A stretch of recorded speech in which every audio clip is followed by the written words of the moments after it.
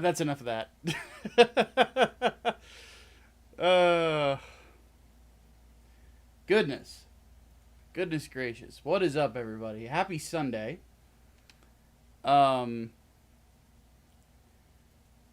come to the conclusion that the Mallow Mart music from Twilight Princess is like some of the most sarcastic sounding video game music I've ever heard. So I'm like, you know what? That's going to open every stream now. It's just... And whenever I'm, like, bagging on something in a review, you're going to hear the Mallow Mart theme. Like, it's just going to play in the background, because it's like, alright, Micah's in one of those moods.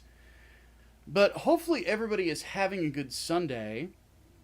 Interesting stuff got brought to my attention that we're going to talk about before we get into it. But, before that, let's say hello. RPX is here, Servant's here, Tallymat's here, Gabe the Gen, Matanui. Hopefully more people, Dead Ronin is here as well. Hopefully more people will come in as we go along. But it's good to see everybody. Yeah, funny thing about the Mallow Mart theme, I've never played Twilight Princess. Like, ever. I've never played it. And I feel bad, because I hear that it's actually... Some people tell me it's better than Ocarina. And I'm like, that's a bold claim. Because Ocarina's incredible. Though, admittedly, I like Majora's Mask more. Majora's Mask is actually my favorite Zelda game. Oddly enough, and this is the other thing, I'm not a big Nintendo guy. I didn't, like, I grew up with the NES and the Super Nintendo. On the NES, I mostly played Mega Man and stuff like Mega Man 2 through I think it was 6 came out on the NES. Played a lot of Double Dribble, played a lot of Battletoads. So yes, I've beaten Battletoads. What else is there that was like on the NES that I played a lot of? I had so many games for it. Metal Storm. Played a lot of Metal Storm. But yeah. I never played the original Zelda. Believe it or not. Oh, Duck Hunt. Duck Hunt was my jam as a kid. I was very good at it.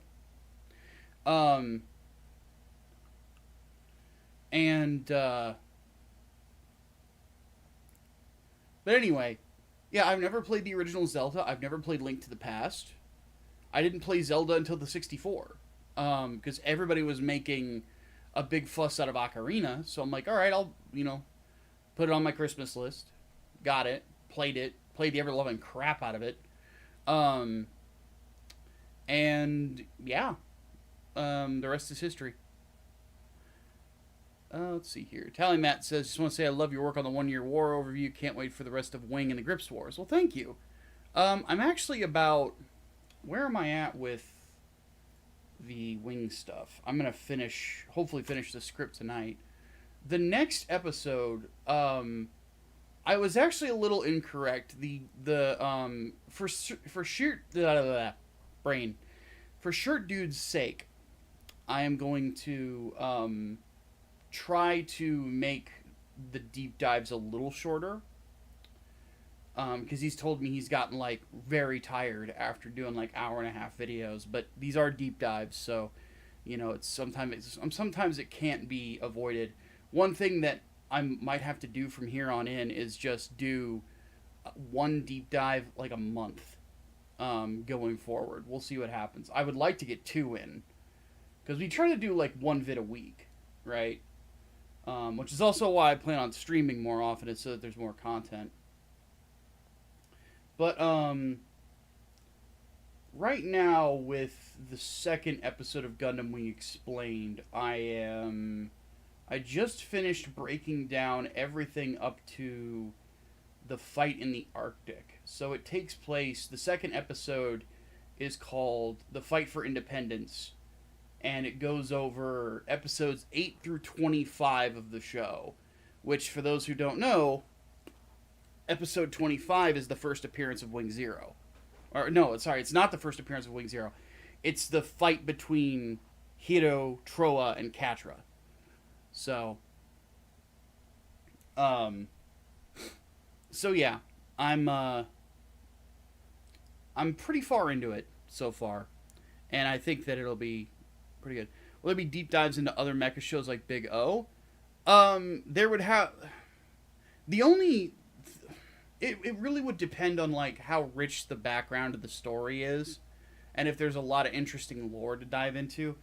That's kind of the issue with like super robot shows, and Big O is one. Is they're more like superhero stories. You know, there's not like a ton of lore. Now something like Vodums, there definitely could be. I actually need to finish the original series of Vodums first. I've watched about half of it. And there might be on something like Aura Battle or Dunbine. Or Heavy Metal Elgime. You know, stuff like that. Stuff a little more of a real robot slant, because I'm big into military technology and shit like that, you know. And Wing also is great, because I just did a whole bit on Nietzsche in the Wing thing when I'm talking about trays, because what we go over like his rule and control thing, and I'm very familiar with Nietzsche. I still read Nietzsche on occasion. I actually have one of his books in the other room, I think. Let me go check. I'll be right back.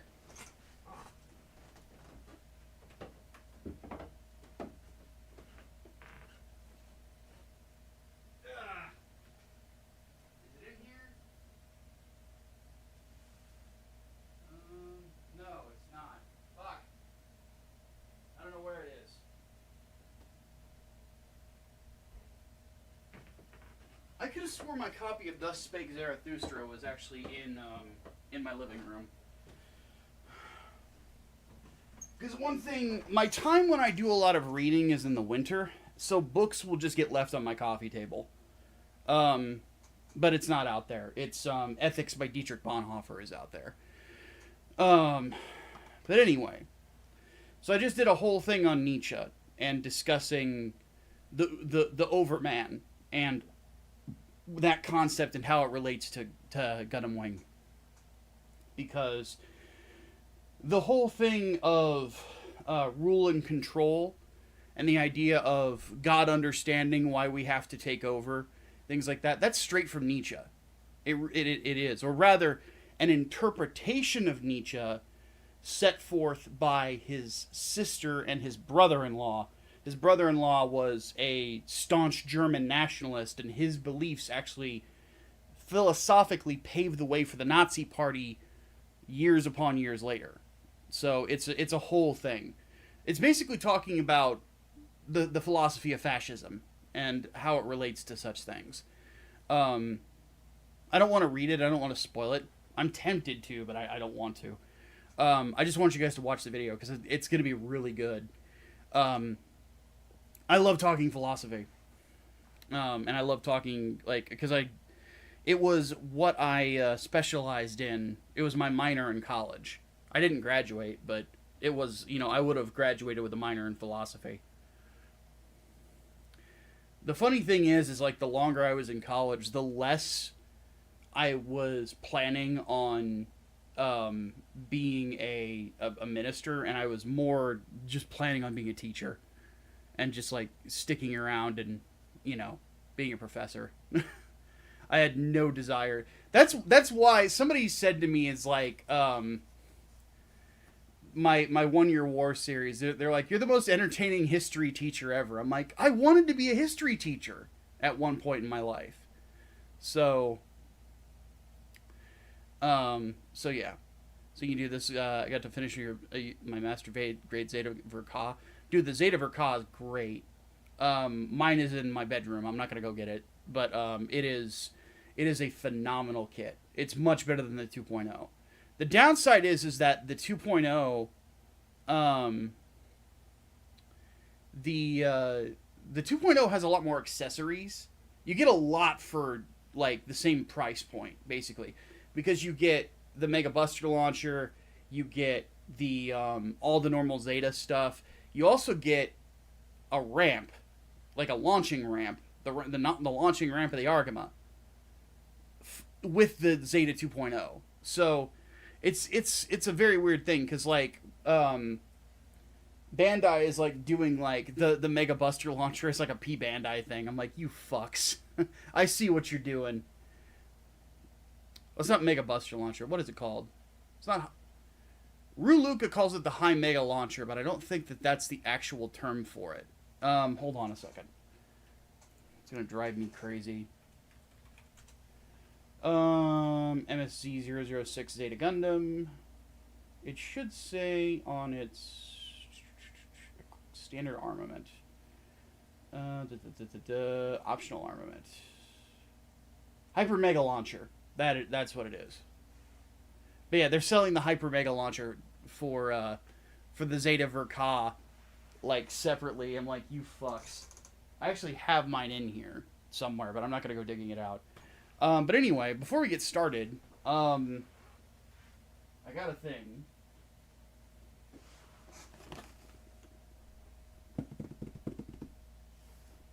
This is our next project.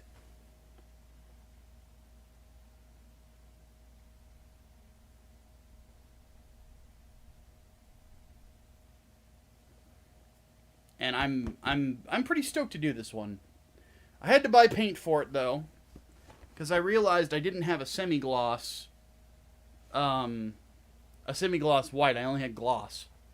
So had to get this. Which this is like $3. Not that big of a purchase. This cost $60. So whoever had donated last time for me to watch Stargazer, you bought half of this. So, thank you. And yeah, Stargazer is going to get done next month. I'm going to add that to next month's queue. The plan is that next month is going to start. Oddly enough, the War for Independence, I'm hoping to release it around the time of July the 4th. Because there are Independence. There's an Independence Day joke in it. So yes, once this is done, I will have the gun tank, the gun cannon, and the Gundam all next to each other. Though I have the Gundam 3.0, not the 2.0. And I really like the 3.0 as well. It's a really fun kit. Stupid complex, but very fun build. But yes, I am excited to build this. Let's see here. All men need is a hobby, a house, good food, and things to entertain and sharpen the mind. This is true. This is very true. Oh, one thing to talk about as we get set up. I actually need to take the box that this came in and throw it out in my living room so I can break it down when I take out the garbage tonight. Before I go to bed. Which, bed for me is like 3 in the morning. Well, actually, no, it's been 6 in the morning lately. I've applied for a bunch of new day jobs, just part-time stuff, because I make enough money off YouTube now that I can afford to, just work part-time. Because I keep all my costs really low. I appreciate that, Columbia. I'm just going to call you Columbia. Is that alright? I definitely appreciate that. You will enjoy it. It's going to be it's a fun comic book. But, as I get prepped here, let me, move a few things around. Put my headphones away. Move my microphone. Up and over. There we go. Had an interesting thing happen. So somebody posted my, an old video of mine on Reddit. And I say old, it's only been a year. But, somebody posted the, my initial review of G-Witch on Reddit. The one, it's called, Gundam of the Witch from Mercury ended as a woke-rushed mess. I personally do not like that video, so I actually pulled it. It's unlisted now. The reason being is that basically what happened is that somebody put a meme of it on Reddit to content farm, because it says, like, it shows the title of the video, and then it says every Gundam fan ever, and it's a bunch of girls looking at the camera like you just said, the weirdest shit ever, which is really weird to me because it's like most of the Gundam fandom is not girls. Most of the Gundam fandom is dudes. Hate to break it to you.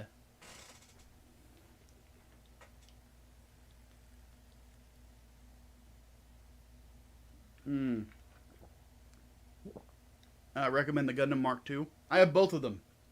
Oddly enough, I have the AUG and the Titans version.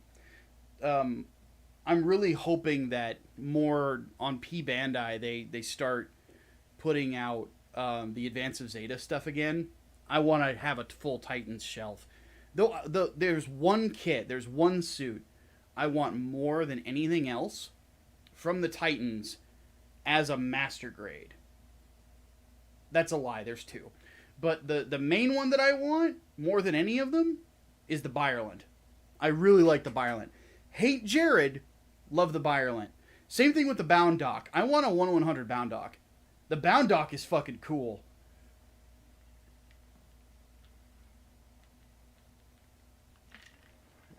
Oddly enough, one of my favorite suits to use in GBO too. But the Bound Dock is awesome. But yeah, I showed up on there, and I actually responded to it, and I'm gonna read off my response because I thought what happened to the thread after I posted this was hilarious. I said, interesting that this popped up in here. Hi everyone, I'm Big Micah C, the guy who created that original video. It's really interesting to see people get frustrated with it because I honestly share. Blah, blah, blah, blah. Oh, one thing I should advise. I think Shirt Dude, if he were here, he'd probably be laughing his ass off. This whole thing I do of blah, blah, blah, blah, I have a thing where I've had a few different traumas to my jaw over the years, and the muscles will get really stiff. That's to help me loosen up. So I do that a lot whenever I'm recording. I'll be like, But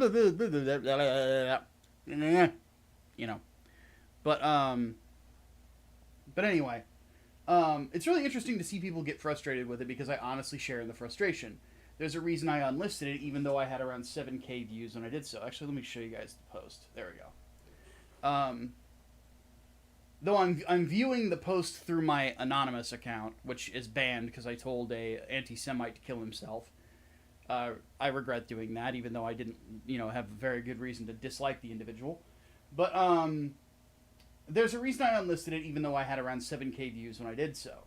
The reason behind the unlisting was largely because I agree with what some people are saying in here when it comes to the term woke. It means nothing. And I'm a little embarrassed that I contributed to the term. I meant to say term. I was doing that. I posted this with text-to-speech while taking a shit. So it says turn there. I mean term. Getting diluted. Since this video, I've maintained that sentiment, and some comments that I've read in this thread just support my current thought process. Because people are using the term to either say that it's something that they personally agree with because of their current political persuasion, or it's something they find detestable because of their current political persuasion. Since I published this video, I've rewatched the series, and I'm actually going to be re-reviewing it with that review going up on Monday. I'm currently of the opinion that honest discussion about the series really couldn't happen around the time it came out, because the cultural war brain rot has infected a good chunk of the internet, and people are incapable of looking at media for what it is. Whenever the new review comes out, it's going to be a lot more thought out and more true to my general thoughts on what makes a great Gundam show. I imagine some people will get offended, but that's the thing about being a content creator. Somebody's always going to get ticked off. And then, found a Reddit page of me with on Anime Circle Jerk. That's funny. Redditors hate me. Like, that goes without saying. They fucking hate my guts. The funny thing about it, though, is if you go to full discussion, is post removed, karma farming bots that repost other content can fuck off. That's the dude posting. You got called a karma farming bot. That's funny. So, but that's an interesting thing to me because I'll tell you right now, I don't mind going on there and engaging with people on Reddit. I've done it before. Um, I have posted stuff on Kotaku in Action before because my business partner Hatman was the lead mod there for years. Um, and other stuff, but ultimately, like, I do still I regret that video just because I really feel like it was just a reaction. I didn't sit down and think about it. And the more I thought about The Witch from Mercury as time went on, the more I kind of realized that my frustration with it, blah, blah, blah, blah, my frustration with it was more due to the fact that it's so rushed. Like, it just does not have time in the oven. And because it doesn't have that time in the oven, it's just not good. And not to mention the fact that Ichiro Okuchiki, he essentially, it seems, ordered rewrites and stuff like that to kind of like kowtow to shippers, and I think it really hurt, really hurt people who, or it really hurt the story. Not to mention people. Here's a funny thing about it for me. People say constantly, I don't really need my mask on yet. I don't know why I put it on.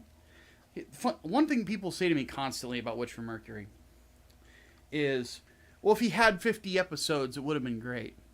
He knew he had 24 episodes. He knew that's all they were going to give him.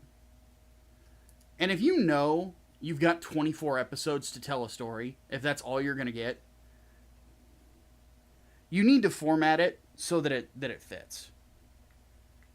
You can't sit there and be like, I'm going to aim for more. No. You need to write in such a way that your client is going to be getting what they're looking for.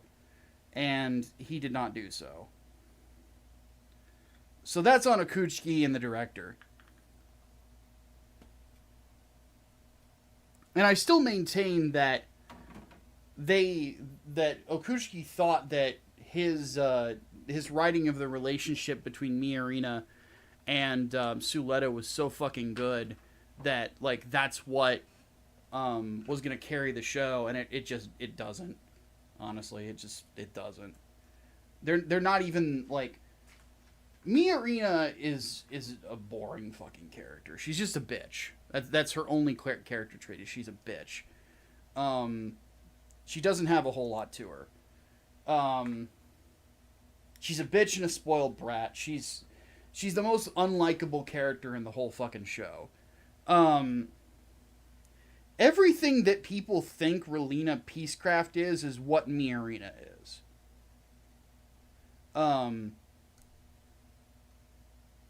Honestly, like, she's just, as a human being, she's worse than, God, what is her name?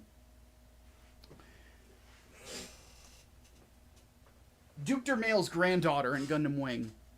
She's, like, Miarina's worse than her as a human. Like, she's fucking terrible. Because she's bitchy, she's abusive, she's unkind, and just has her head up her ass. She is a spoiled rich girl. Like, the worse than Relina. Relina is a spoiled rich girl too, but Relina shakes out of it as time goes on, piece by piece, when she realizes that what's going on in the war is much more complicated than she originally thought. Miarina doesn't understand that she's an uppity, entitled hoe until, like, the next to last episode. Dorothy Catalonia, thank you. So, can't say I like the show, but I will defend the kits. Well, you're more than welcome to. Dude, Witch from Mercury has great aesthetics. Witch from Mercury's aesthetic designs are really, really good. The character design is really good. A lot of the characters look very distinct and they definitely stand out in a crowd. The Gundams look really good. Ariel itself is a very great design. I think it's the Vargil. I think also the sniper one. That's another really good one. The Schwartz set is really good too, except like it's just there to have another toy, you know. Um, hey, Dubious Silly, what's up? But but yeah, like Wish from Mercury has very strong aesthetics. It's very strong sound design too, a great score. I'm not really too keen on the opening and ending uh, music. I thought that was kind of weak compared to. But then again, you compare that to some of Iron Blooded Orphan's openings, you know, like Rage of Dust and Raise Your Flag, or you compare it to Wings openings, or if you compare it to it's God, you compare anything to the openings of Gundam X, they don't compete. Jesus fucking Christ, Gundam X's openings are amazing. Um, okay, now we can go ahead and get started. We got stuff to prime, boys and girls. I'm assuming there's like a girl in here. Maybe. Ow. What is my favorite Zaku variant? Oh, God. That's a good question. Favorite Zaku variant? Just any Zaku, or the Zaku 2 specifically? Well, he says MSO6. So,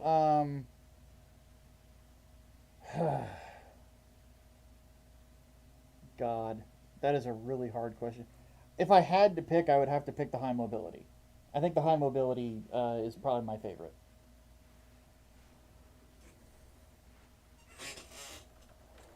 I'm big on any mobile suit that's a high mobility variant, to be honest with you. Alright, let's prime these fucking gym parts, shall we? Actually, wait. Wait. I need to make sure this is actually going to spray out before we get started. Oh, yeah. Oh, yeah. We're in a good start. I'm going to go ahead and run cleaner through it anyway. Just to be sure.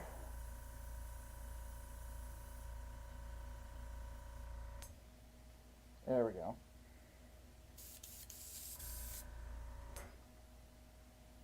Yeah, high mobility suits are awesome. At some point, I want to build the Johnny Raiden high mobility Zaku 2. At some point. I do not know when I will get the opportunity, but excuse me, it will happen at some point.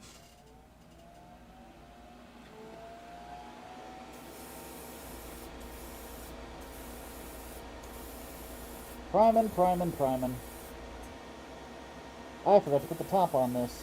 Hold on a second. Ah! Oh no! Where's that paper towel? There it is. Let's clean that off real quick. There we go. Okay, back to it. Little spritz in there. I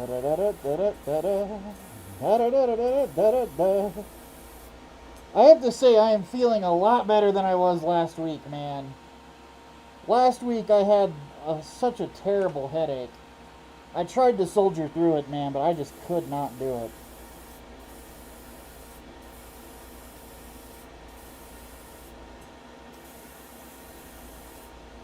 I don't know what caused it either. Might have just been adjusting to the weather because it's been so hot. I've been drinking because it's... Even though I have my air conditioner on and it keeps my apartment like relatively cool, the humidity still gets in because it's a wall conditioner, right? But the humidity still gets in. I sweat all day. I have to take 2 showers a day, one in the morning, one at night before I go to bed. Or rather, I should say, well, yeah, it is technically speaking 1 in the morning, 1 at night, but it's reversed because I wake up in the afternoon.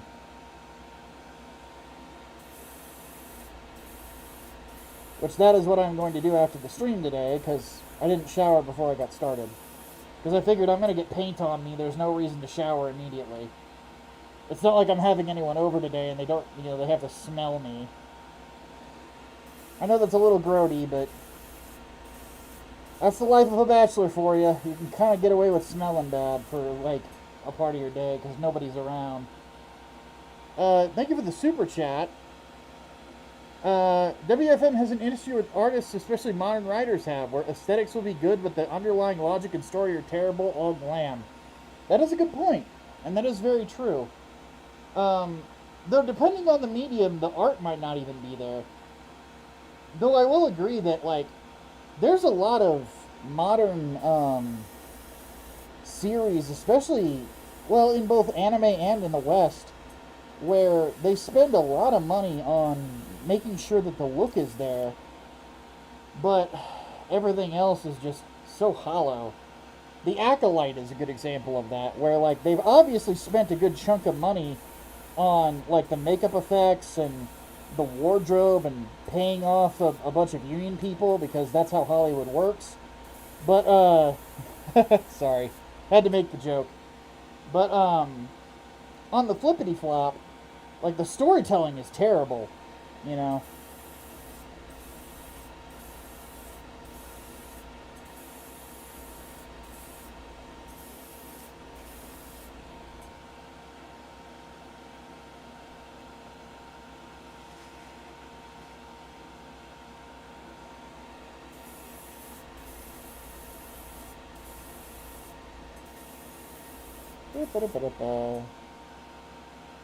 I have to say, I am enjoying just taking some time to do a little painting.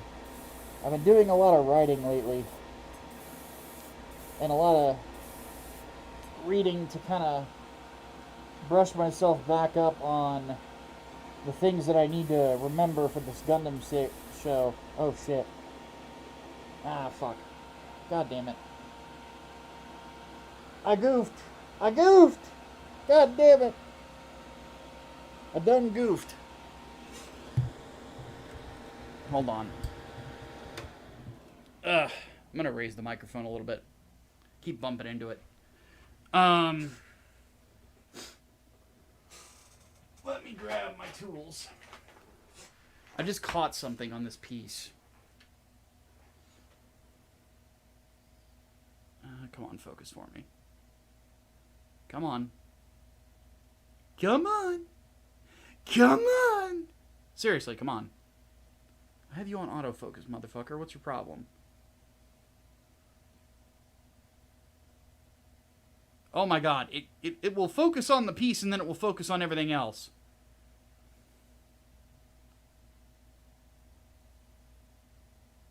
Is that gonna help? There we go. Alright, do you see what I'm seeing? Right in the center there. There's a nub mark that I did not file down. So I gotta do that real quick. Which means I'm gonna have to reprime it, which is fine. This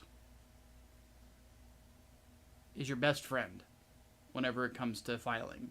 It's a glass file from Razer.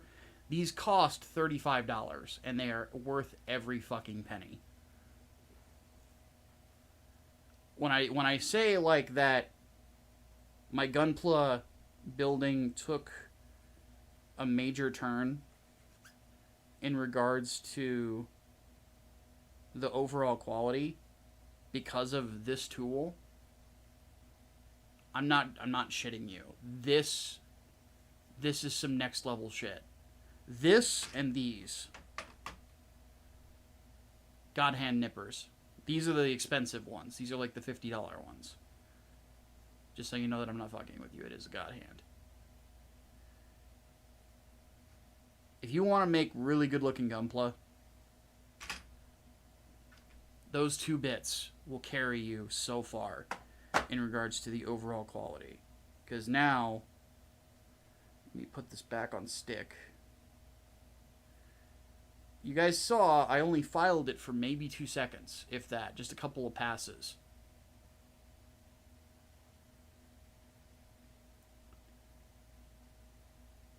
You wouldn't even know that the nub mark was ever there. Like there's a small shadow, that's it. When it gets painted over, you're never going to know it happened.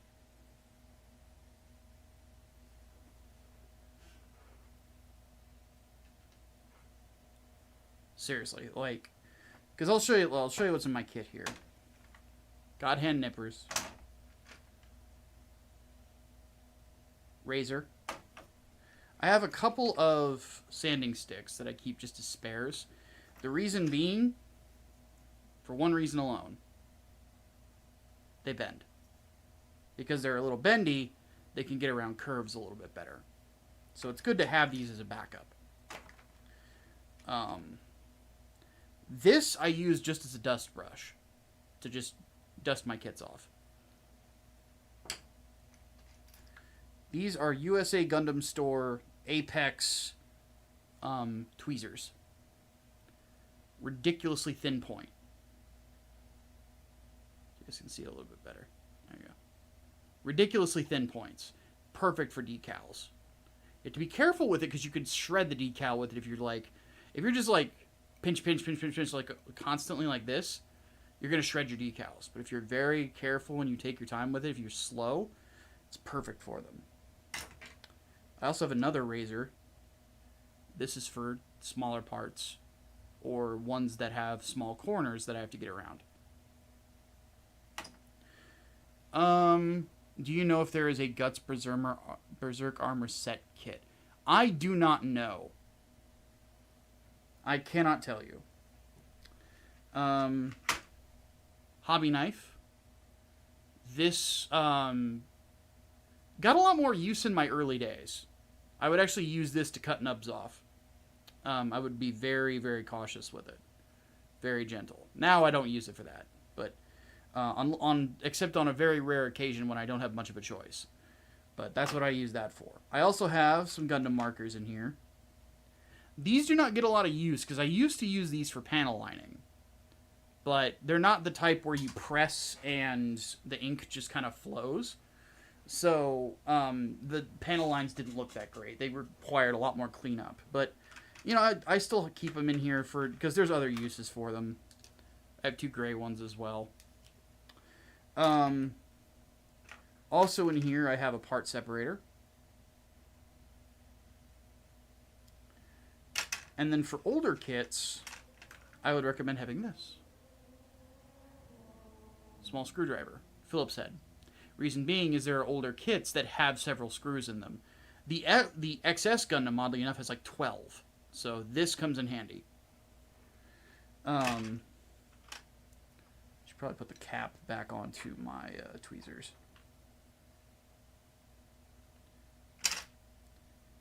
That's not the proper cap, is it? Oh, it's because the other one is in here. There we go. It's this way. These are very sharp, so you don't want to stab yourself with them. What else do I have in here? Spare hobby knife blades. I only have 1 left. I'm going to have to buy more. And I think that's it. Oh. I don't know why this is in here. It's a stand adapter. Throw this with my spare parts. Another thing you should always do, keep a box. If you're gonna be a gunpla builder, keep a box of spare parts, because you never know when you're gonna want to do a kit bash or something like that. So it's good to have them. I actually have my Zeta 2.0 is in that box, completely broken down.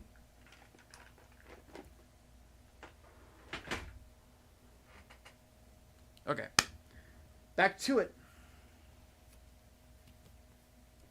I don't mean to quote Negan all the time, but I do it anyway. Ugh. 1 second. Okay, back to it.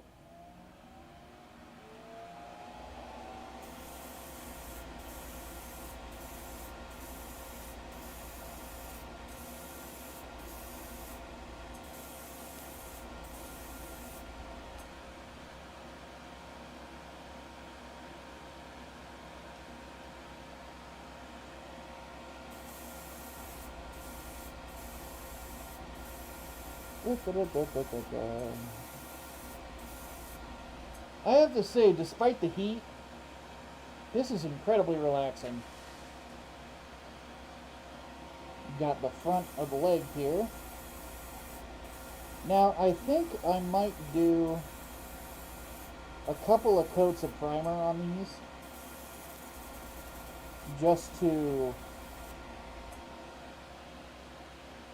make sure that we're going to get a good color on it.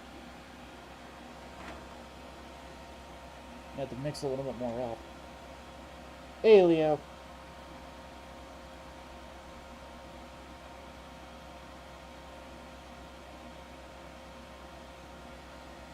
You paint everything with your hands. That's impressive. I do not admittedly have the patience for that.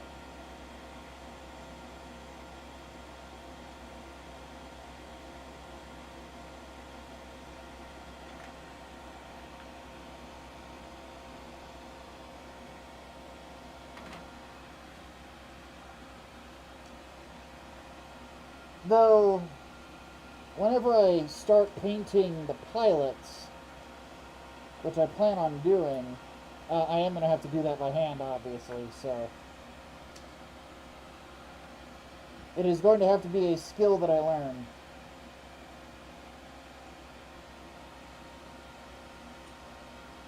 Where did...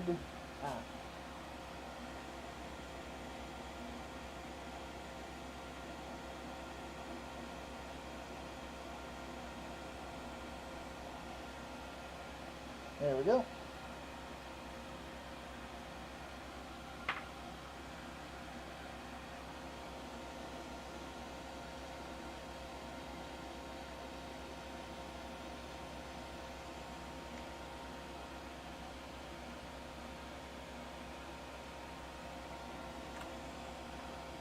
Put the top on it.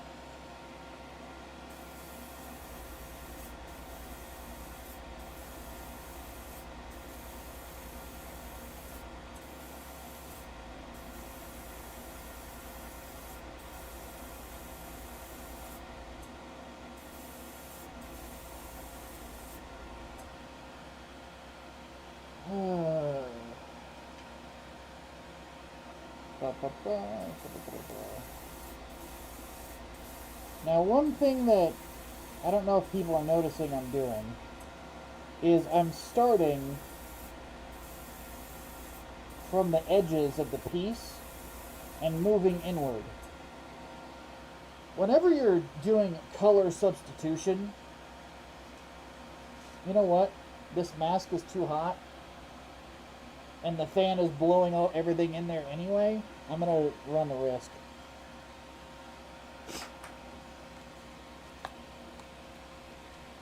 Yeah.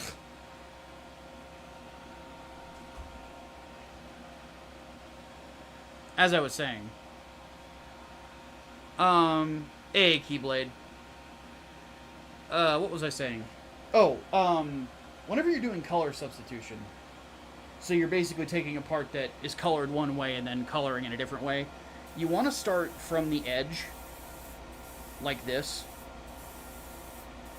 and move inward.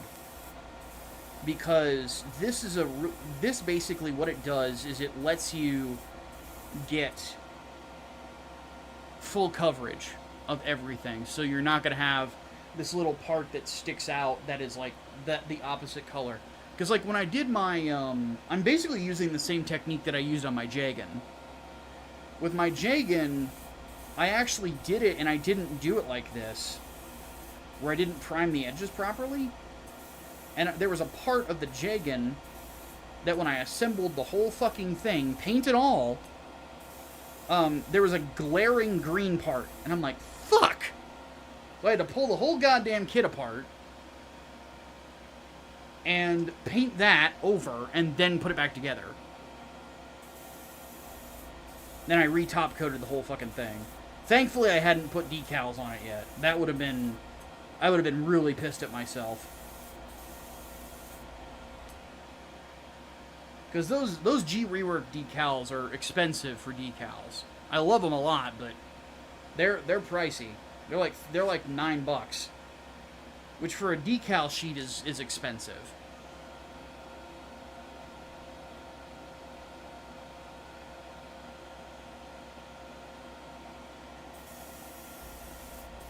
Yeah, admittedly, yeah, the fumes make me stronger.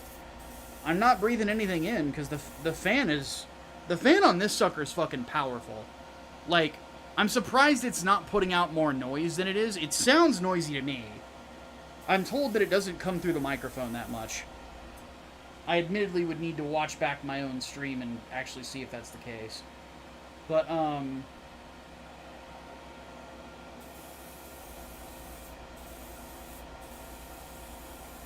the edge. Get that back end. But, yeah, the fan is so powerful, I'm not... Whenever you breathe in these fumes, you taste them. I'm not tasting anything. So either my taste buds aren't working anymore, or the fan is powerful enough to where I'm not breathing anything in. We'll just know that if I get lung cancer in a few years, that I absolutely deserve it.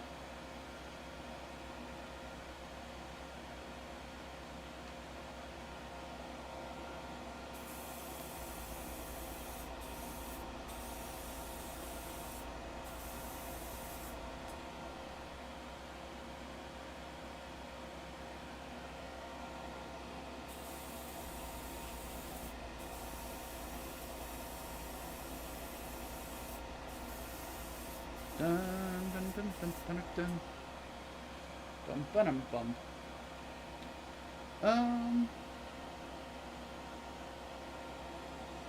Okay, that one did get primed once already.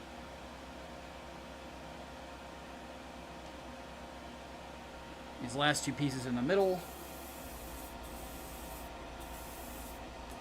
Make sure I'm getting the underside and top side.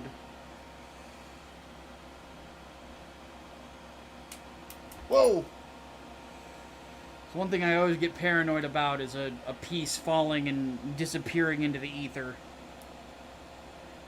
It is the most annoying thing about gunpla building, because it absolutely happens sometimes. Because some of these pieces are really awkward to put on sticks. Because they don't quite fit, there's no real good place to pinch them. Or if you pinch them in a certain spot, you're going to actually have a bald spot on the part when you assemble the kit. Like, kind of a bummer. What I need to do is invest in sticky tack.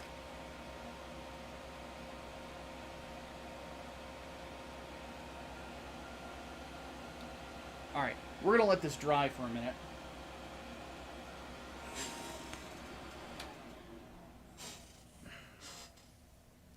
It doesn't need a lot of time to dry, just a little bit.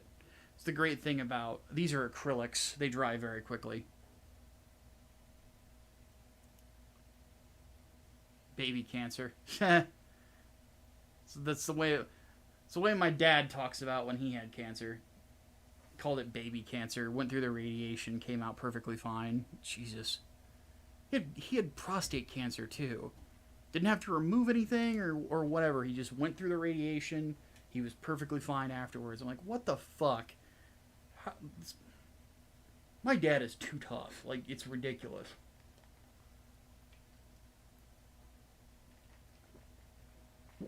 It's those old Irish genes, I swear.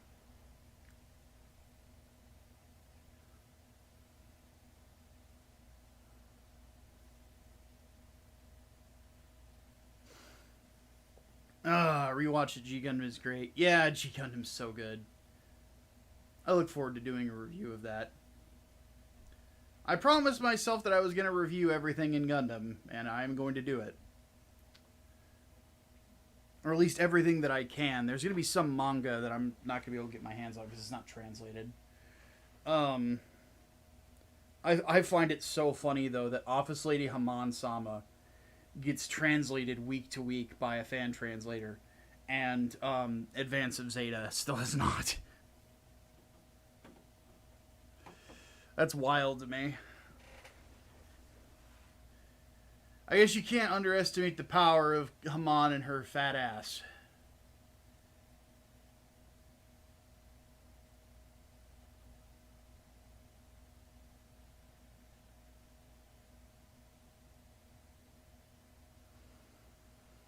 Ah, man. It is warm today. Did I miss a piece? I did. Well, I know where to end then. Let me do this. I have a little trick.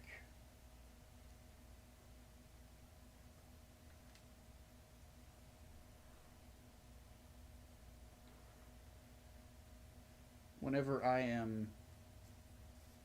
worry about getting lost in what I'm doing.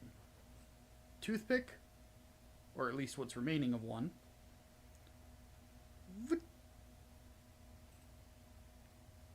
That's where I know where to start and where to end.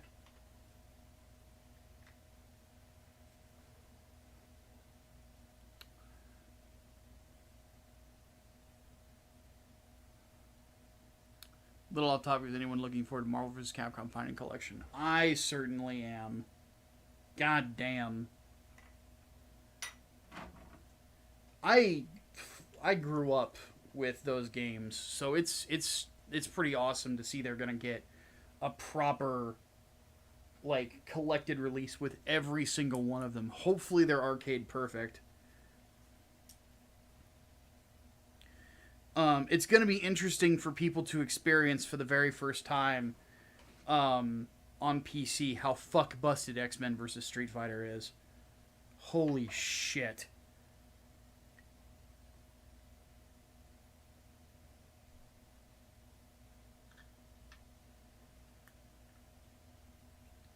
Granted, every Marvel vs. Capcom game at its core is busted in one way or another, so...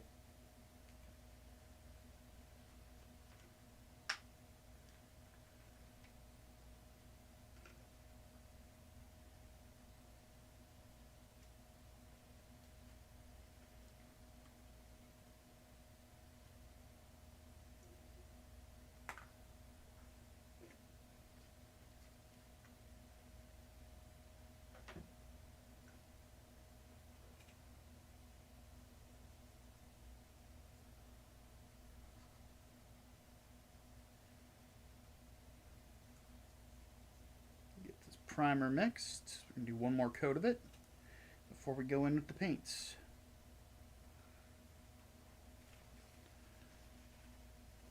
Maximilian Dude's going to have a field day with that collection. Dude, yeah. He's been fighting for it to exist for years. And I'll freely admit, man, I'm a long time fan of Max's. Like, I've been watching his content since he had like 60,000 subscribers, which was a long time ago. That dude is a massive fan of Marvel vs. Capcom. He basically built his whole career on it. So to get that collection is going to be crazy. Hopefully it's good. Fingers crossed. But yeah, I grew up playing those games in arcades. Or in movie theaters. I remember loving Marvel superheroes. It seemed like every Pizza Hut I went to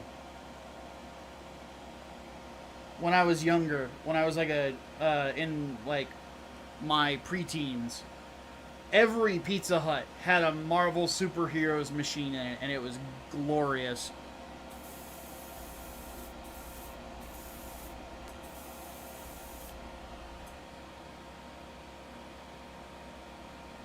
And I just got good with Spider-Man. I mean, granted, Spider-Man is my favorite superhero, so it fits. Never learned his infinite in that game, just because I kind of, like, on principle think that infinites are,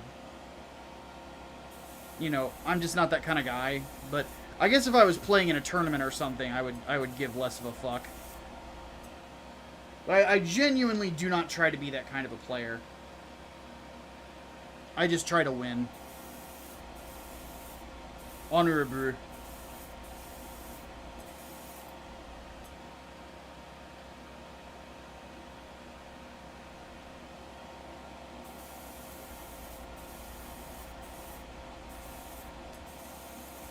Also, funny thing I noticed.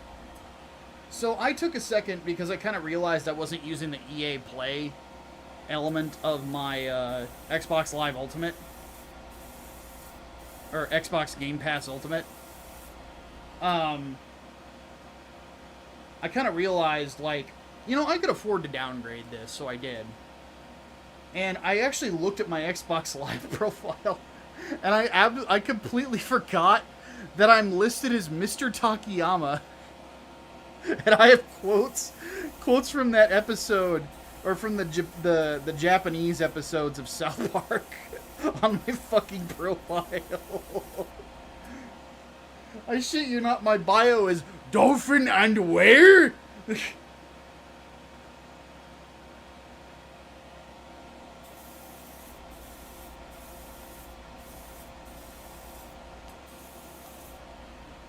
I was like, dude, when did I put this here?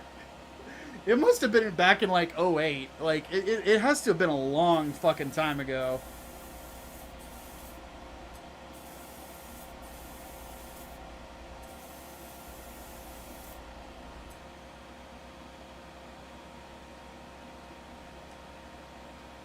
Which, admittedly, those are some of my favorite episodes of South Park.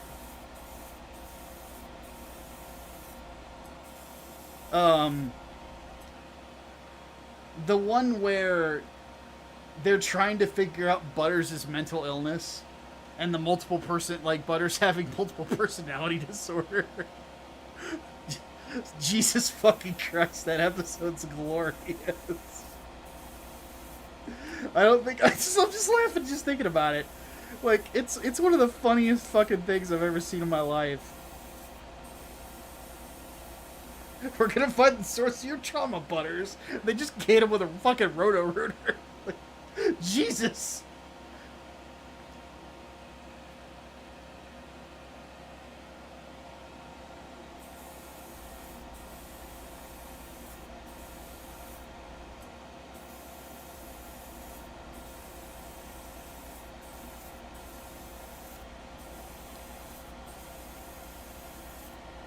Everyone knows it's Butters, not me.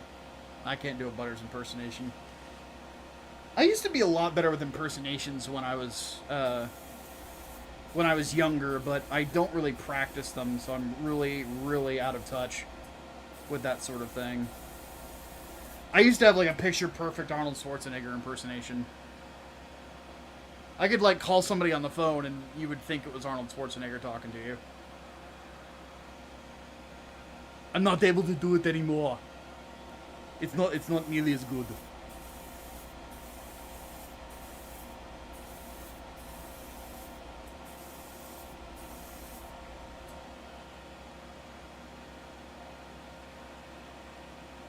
It really just kind of sounds like a musclehead Austrian accent. It doesn't really sound like Arnold.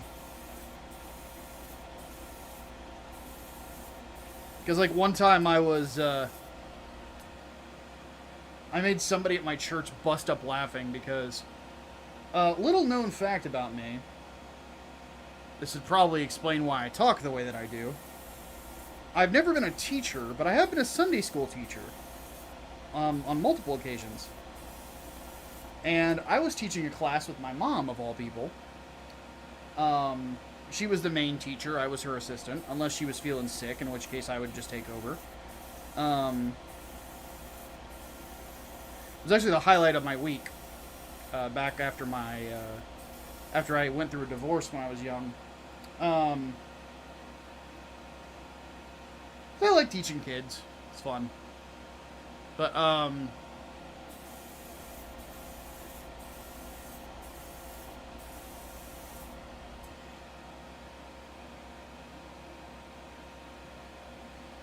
I actually did. We had this thing where, like, the kids were having playtime and stuff like that. And I did the whole, bring your toy back to the carpet, bring your toy back to the carpet. And, one of the other teachers who, she's known me, like, most of my life, she just started busting up laughing. She was a girl that I went to school with for years. And she was just like, oh my god, I didn't know that you still could do that. Because I used to impersonate Arnold all the time when I was a kid. And I'm like, yeah, I can still do it.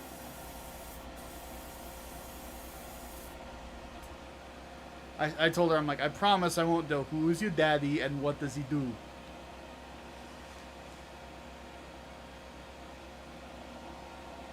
But yeah, I used to have a good Arnold impersonation. I had a really good Sylvester Stallone impersonation. And maybe I find Paulo, maybe I won't.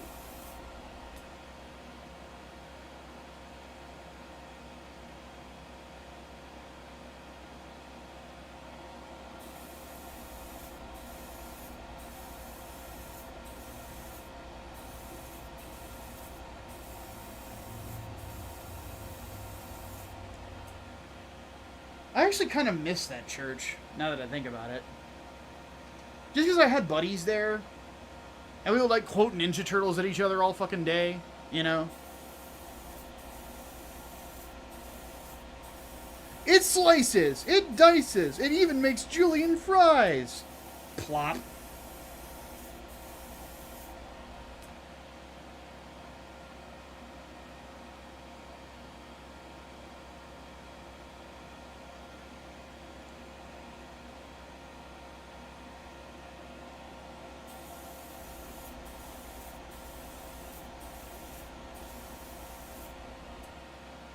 Hey, Serena. Ow, fuck. If you hear me randomly go, ow, fuck, I've been having this weird thing where I think I pulled a muscle while I was sleeping on, like, my right side of my back. And it has been bothering me for days.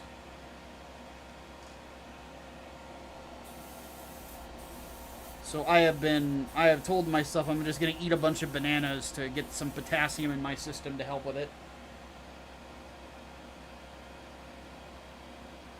I will freely admit, whenever I get hurt or something like that, the first thing I do is I go online and I find out, like, what kind of foods aid with healing X, Y, or Z. So, like, when I broke my finger, this finger here, as you can see it here, it doesn't bend like the other ones. It's permanent. The joint is fucked. It's never gonna bend any more than that.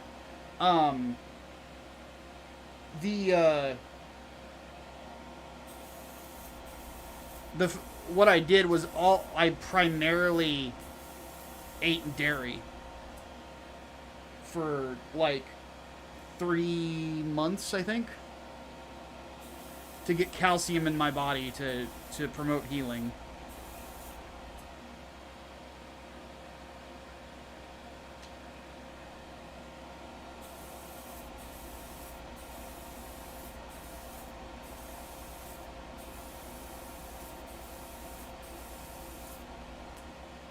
Go, ninja, go, ninja, go, go, go.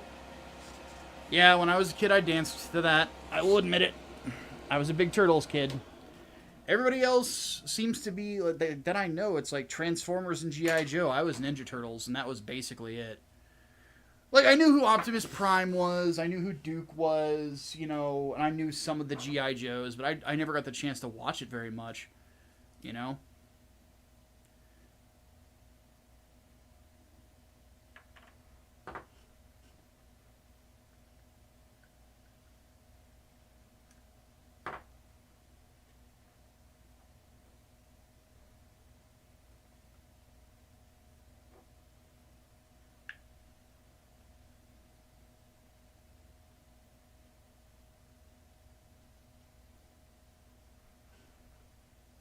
You know, one thing I've been considering doing? I don't know if I'm actually going to do it.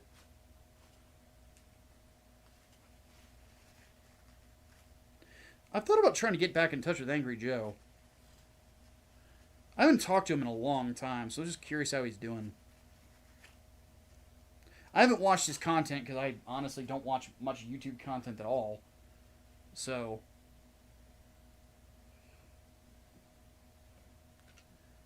I'm curious how the dude's doing.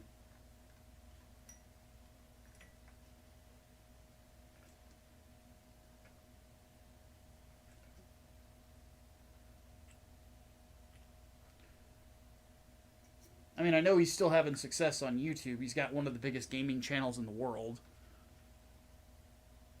Turtles, Power Rangers, SWAT Cats, good times. Yep, I was into Power Rangers too. Took a few karate lessons because of that. Wasn't really for me.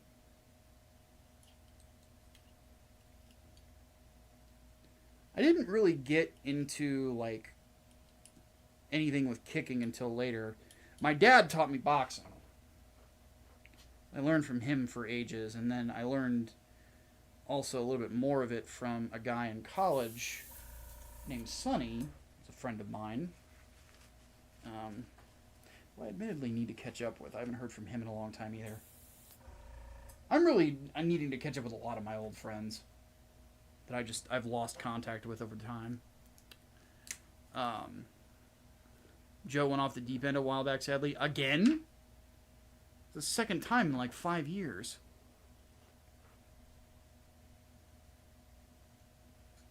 'Cause I remember he went off the deep end around the whole Gamergate saga.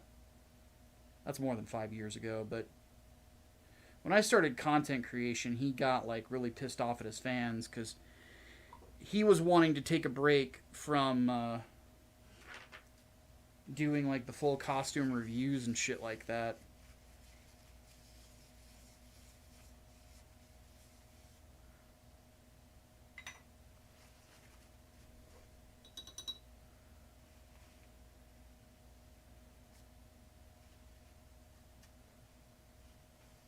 And by the way, I respected that decision personally because it's like, look, I get it. You know, it's content creation can be surprisingly exhausting at times. So, you know, it's one of those things where, you know, it's like, okay, I need a break from this. I want to just kind of focus on doing another style of content for a little bit.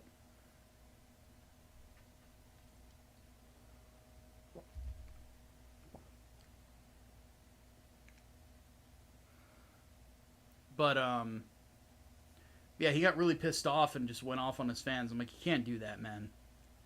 Can't do that. It's not their fault. You know, you're the one who creates the content. You're the one who delivers this to them. They have an expectation as a consumer. You know, so you can't get angry at them for it, for what they expect to happen. You know, you just have to be patient. You know, or just realize some of them are going to want a little bit of a break from what you're doing.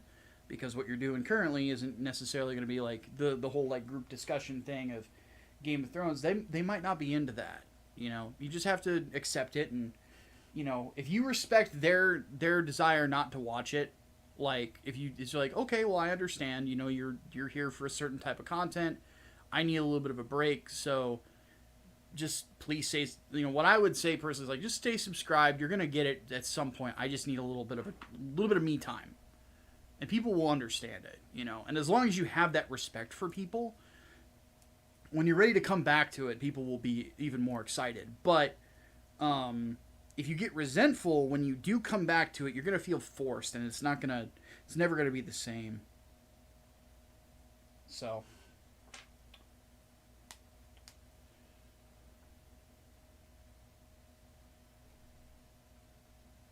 Yeah, when I worked at Blistered Thumbs, though, like he and I worked really well together, so I kind of miss being around the guy. Though I don't know if I really would have wanted to be around him during the last election season. Granted, I don't think I would have wanted to be around anybody from Channel Awesome during the last election season, now that I think about it.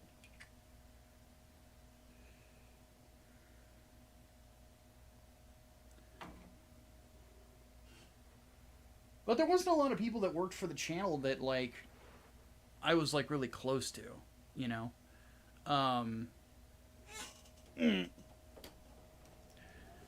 Joe and I were cool. There was one guy that was a content creator on there who went by the name He Is an Evil Genius. He and I were cool. Rich from Review Tech, oddly enough, I knew through Channel Awesome. He and I got along at the time. I wouldn't call him my friend or anything, but I knew him.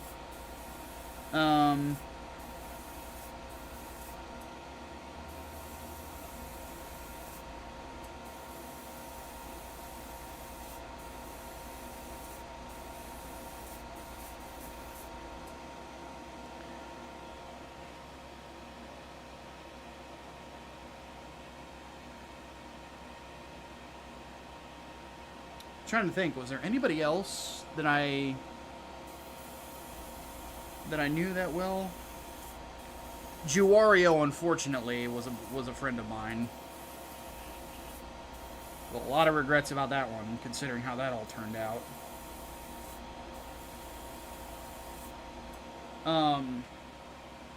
Iron Liz and I get along.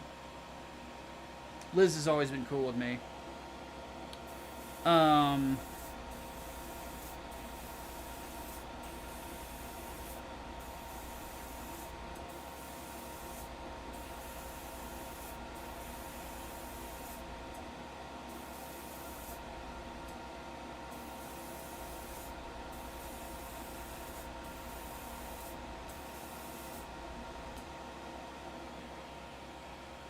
Back then, though, I always kind of had this sense that Lewis had a stick up his ass.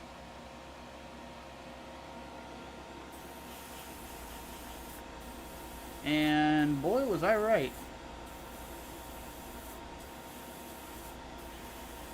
I knew Spoonie, but I didn't really, like, hang out with the guy.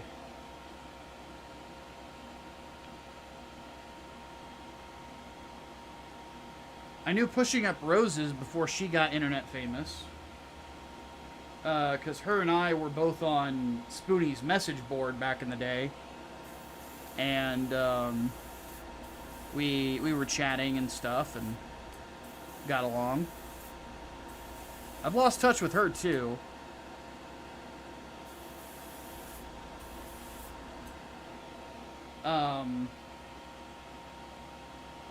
She actually doesn't live that far from me, so maybe I should get in touch with her at some point. I don't know.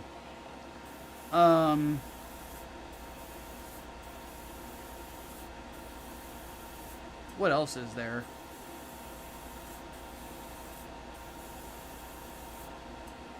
I'm trying to think of who else.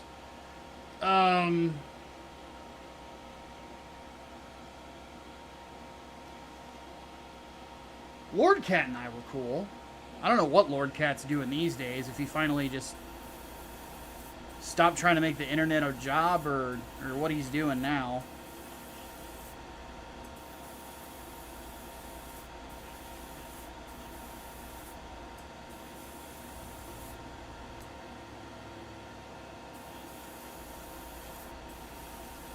But I do miss Jason. Jason was always good people.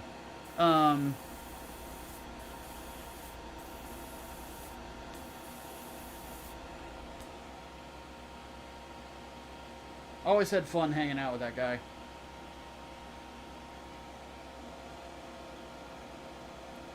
Yeah, Jesu Otaku I knew. I didn't know her... Now him. Didn't know her that well. But I was on a couple of live streams with her. Back when it was, you know, she was her. Nice enough girl. We had disagreements on Evangelion. I remember her and I actually had a long discussion about it on one show. Because,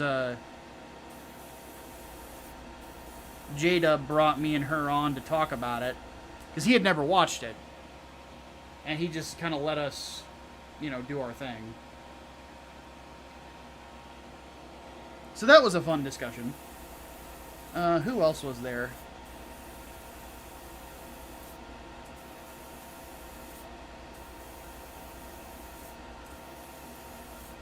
I remember there was one guy that did, like, written reviews and stuff.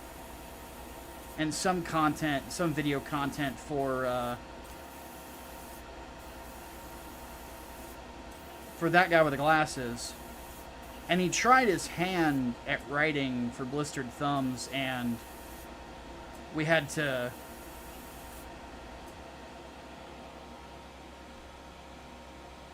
we had to cut him loose. And one thing that was funny about that, I don't remember the guy's name for the life of me, but I remember he showed up in a chat that I was in where I was on a panel during the Gamergate days. And he was like, yeah, Angry Joe fired me from Blistered Thumbs, and I was doing so well, and da-da-da-da. I actually cut him off because the person who made the decision to let him go is me. One thing about Blistered Thumbs is I wasn't just a writer, I was one of the editors there. I was the head of the Xbox 360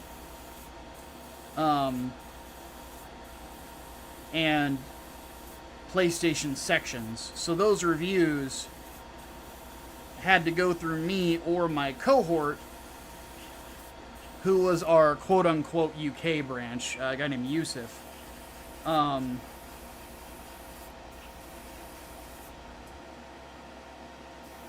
It had to go through either me or him to get approval. And Yusuf's from the, like I said, he's from the UK. So I would get messages from him at like 3 in the morning, and he'd be like, dude, have you looked at this article yet that this guy's submitting? I'm like, no, I have not. And I would look at it and be like, oh my fucking god. We had a good system for things, though, when I was there, that me and Joe and a couple other guys came up with. Though it was primarily me and Joe.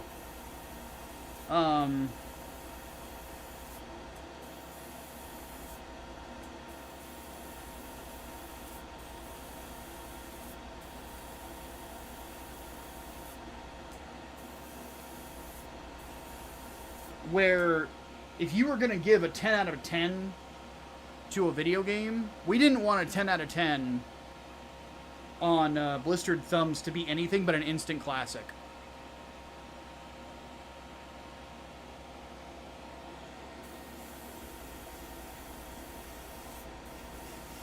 Which, oddly enough, like, our prime year was 2011.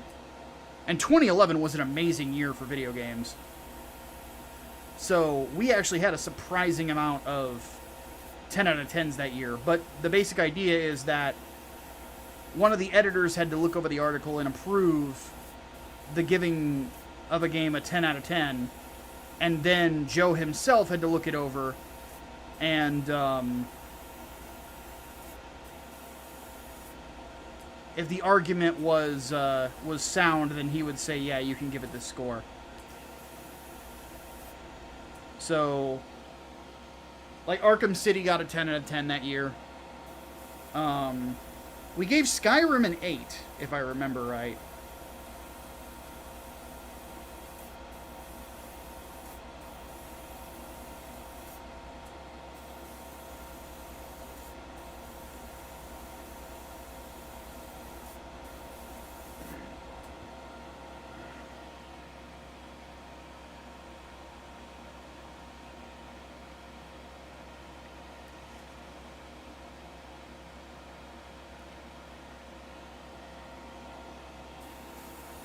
And I had found such success as a writer with my articles over the course of the year that I was actually supposed to, with the next year, Joe wanted me as one of the featured video creators on Blistered Thumbs as well, which that was exciting, and that obviously didn't happen because of, you know, backstage political shit.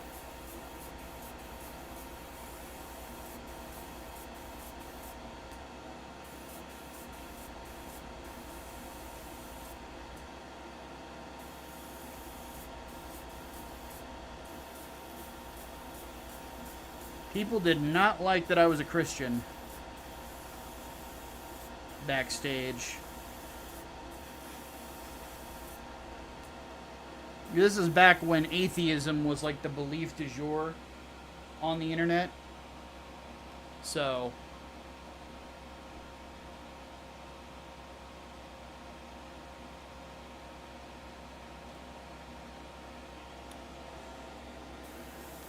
it was an unfortunate time, and also, like, it also didn't help that I pissed off game journalists from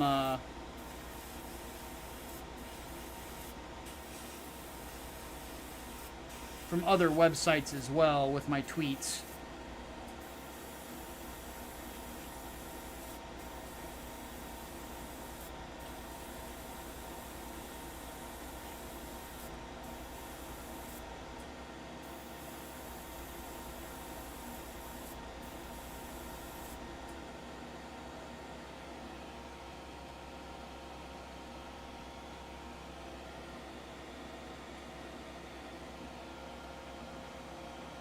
So even back then, I was a black belt and pissing people off.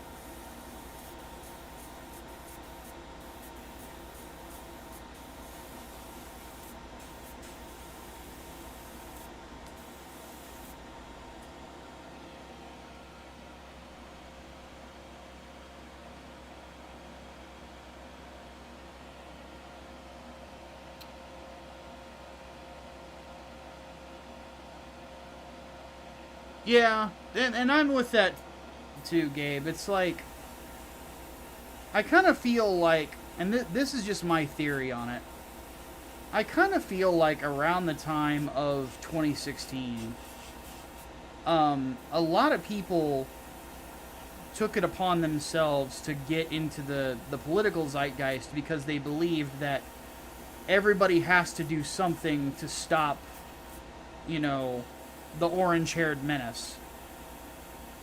You know, Orange Man bad and all that, right? And what they don't really realize is that all you really do in those particular scenarios is you alienate people that are already there that might disagree with you politically.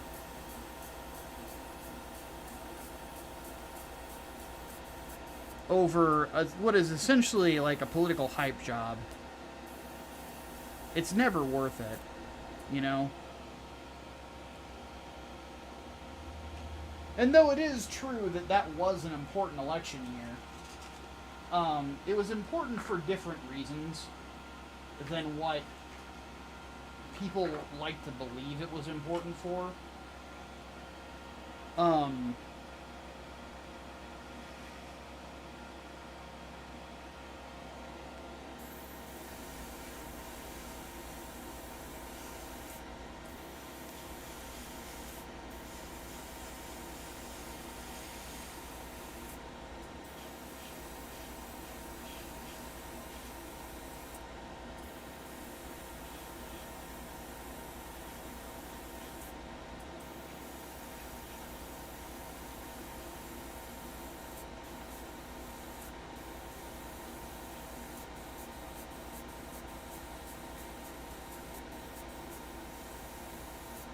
I might need to thin this down a little bit. It's not spraying the way I would like it to. I'm gonna have to do a second coat of all this. But, people just kind of assumed that, like, I'm a content creator, therefore I must do my duty for the culture. And it's like, no, you're not that important.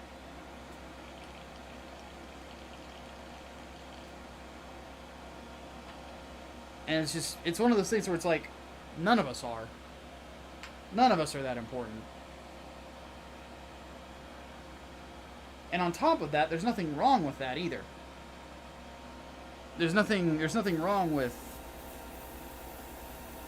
you know, not being king shit of fuck mountain in the world of the United States. There's nothing wrong with just being a guy who makes funny on the internet. If anything, I think that's a pretty good way to make money, all things considered. I enjoy it. And I'm only a part-timer, you know? It ain't like I'm getting rich off this stuff. That would be nice. I'm not going to sit here and bullshit you guys, you know? I'd love to get to that point at some point. But ultimately, like, assuming that because you are a person on the internet with such and such followers that people want to hear your political views, it's like, fuck off, man.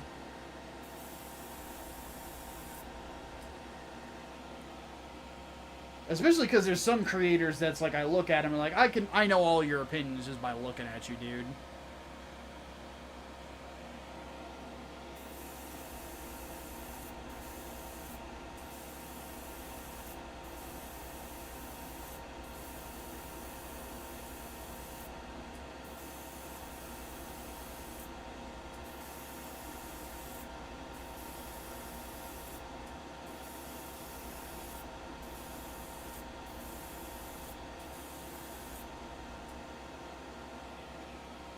And I just kind of got disenfranchised with a lot of it. Like, admittedly, like, one thing that disenfranchised me as kind of like a conservative guy was just how fucking mean-spirited a lot of, like, right-wingers got. To a point where I was just kind of like, Jesus fucking Christ, dude. Like, what's the point of this? Like, what are we accomplishing here? Like, I saw some fucking jack-off that's part of the Geeks and Gamers crew. There was, like, some statue at, I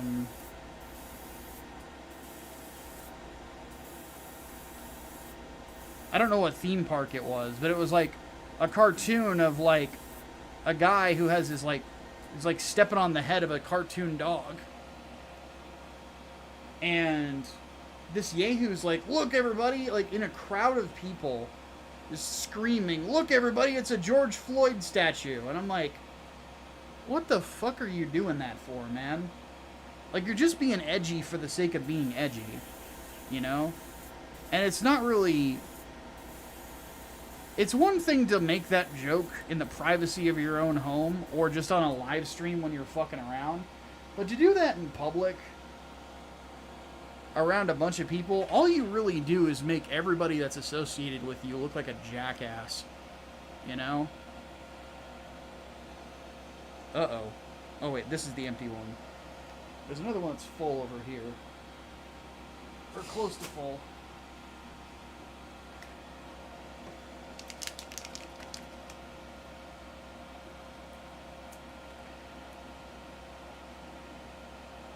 And it's like, look, I understand that there are some people that are left-wingers that are the most annoying, sanctimonious pricks on planet Earth. Completely agree. However, if you want to win people over, if you want to change things, the worst thing you can do is do things that people in the middle are going to detest. Because that's where the majority of humanity is in the center. Where they just care about their kids, their families, and their jobs. That's it. That's their only concern. They just kind of want to be left alone.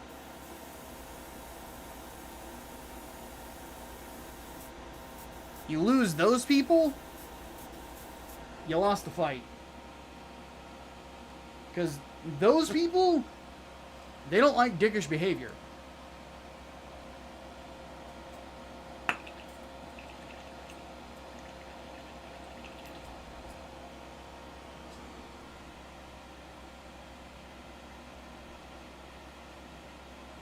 And I'm in the same boat. I've been around people in public who act a fool, and I'm just embarrassed to be around them. It's like, Jesus fucking Christ, dude, what's your problem? I remember one time I was in college, and everybody knows that dude in college who just decides to act a fool in public because he doesn't think there's any actual repercussions for it. We're just sitting at a fucking, we're sitting at a fucking Arby's, and I'm sitting down and chowing on my roast beef, and this dude's just acting like an idiot. And by the way, I went to a Christian college. It was a dry campus. Nobody was drinking, you know? At least not that I saw. And this dude's acting like a fucking retard. I set my sandwich down, I got up, and I slapped him in the face as hard as I could.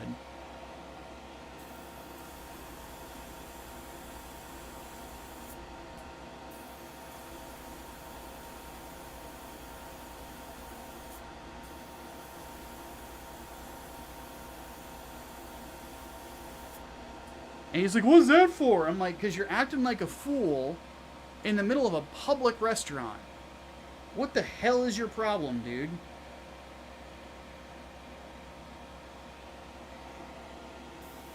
We're out living on our own, out of college. We're grown men now. It's time to start behaving like it.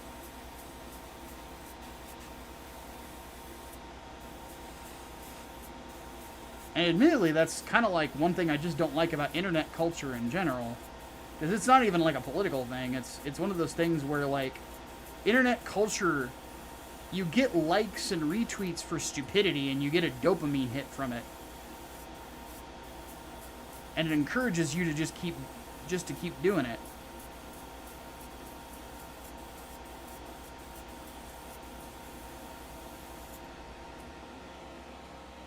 And they live stream this shit.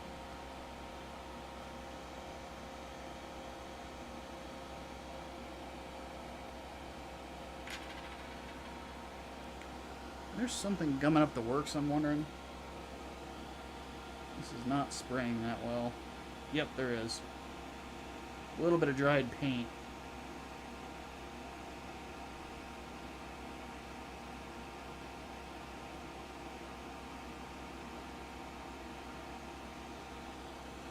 Let me do a thing real quick.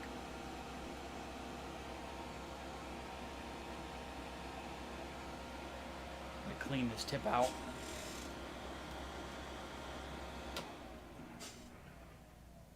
But it annoys the hell out of me because it's like,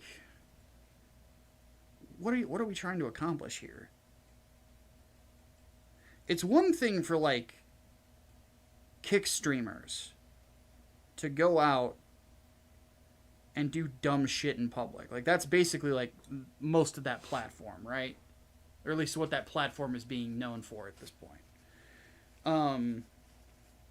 It's another thing if you're like one of these people that's constantly complaining about the downfall of the West and this and that, and you're going out and acting a fool in public. It's like, Jesus Christ, man, talk about losing the war. And it was stuff like that that kind of is the reason I kind of came to the conclusion that the culture war was just a grift. It's like, none of these people actually care about these issues.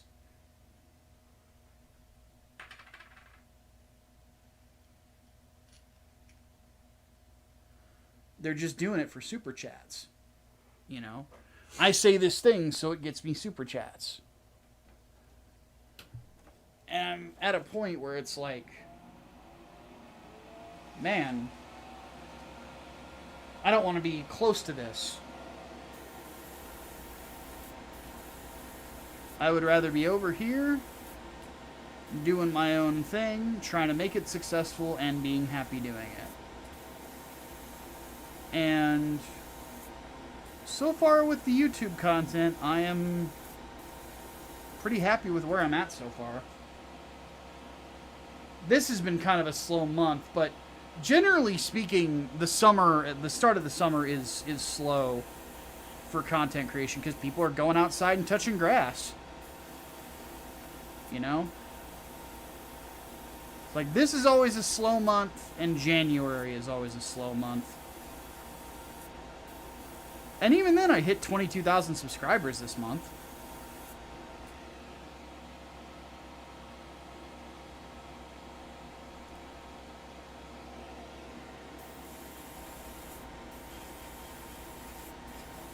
So we take every blessing that we get, and we keep it moving.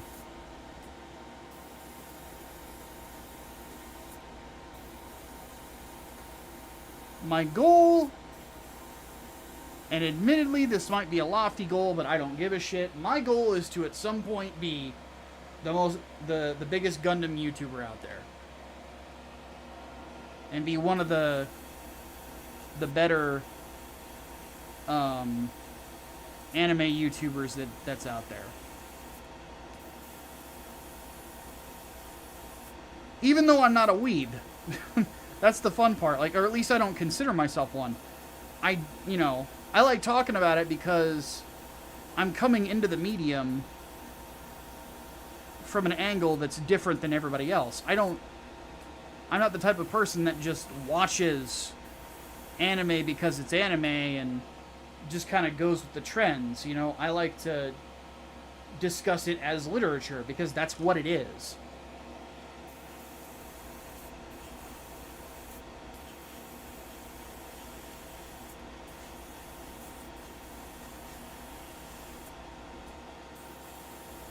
I like to break it down as literature and talk about the things that it has and doesn't have.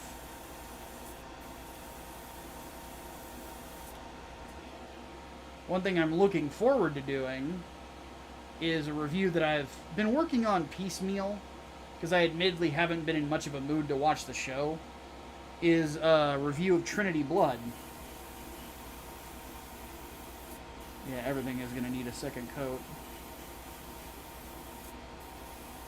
And there's going to be a whole section of that review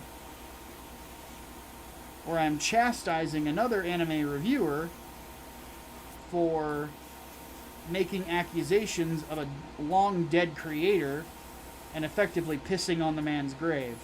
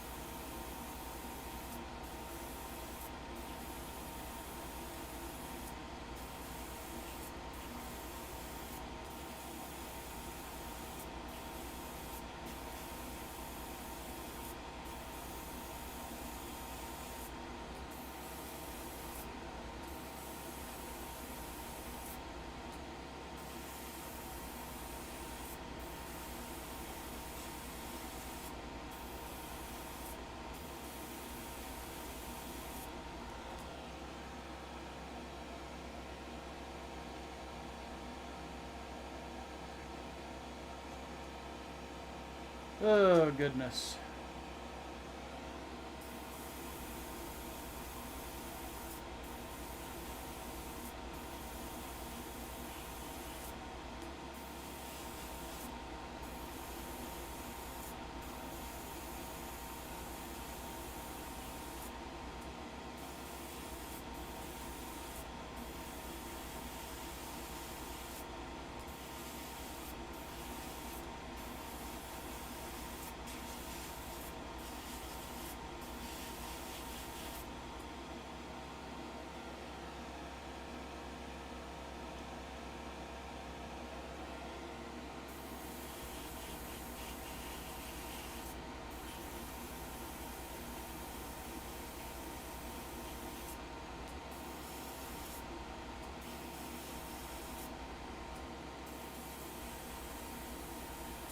Okay. Let's let that coat settle. And we'll hit it with another coat here in just a moment. Hey, Lupus. What's going on, dude? Not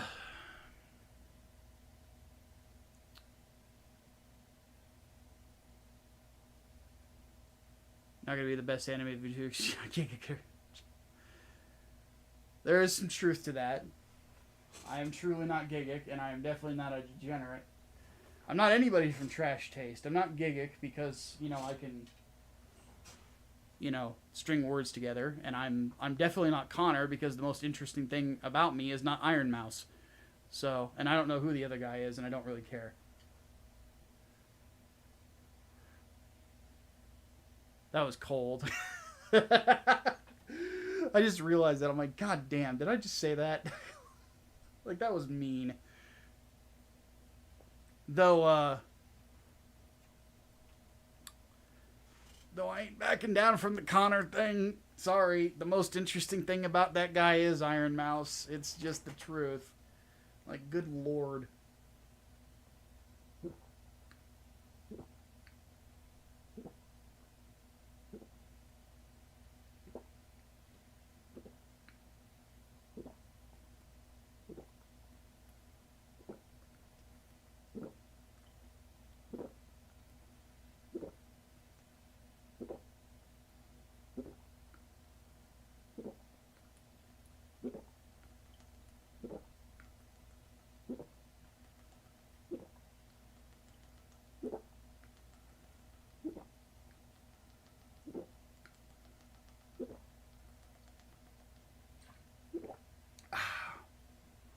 I was thirsty.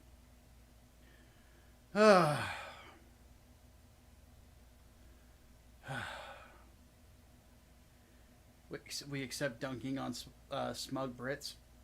Yeah, I'm of the opinion that like my least favorite, my least favorite category of YouTuber is the smug British guy. There was this assumption back in the 2010s that because you were British, you had an interesting opinion. Thankfully, time has sort of proven that wrong.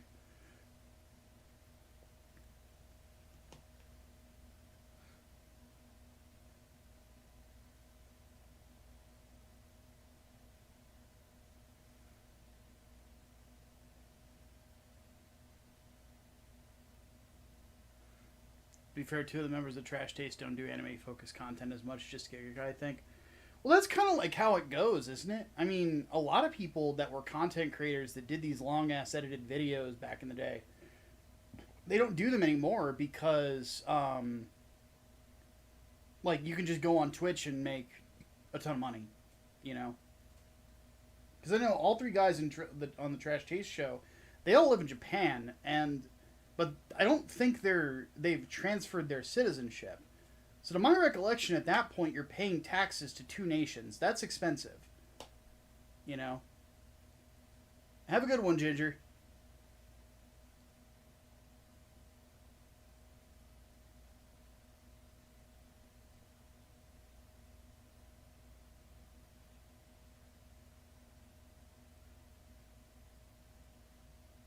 Isn't Giga from Taiwan?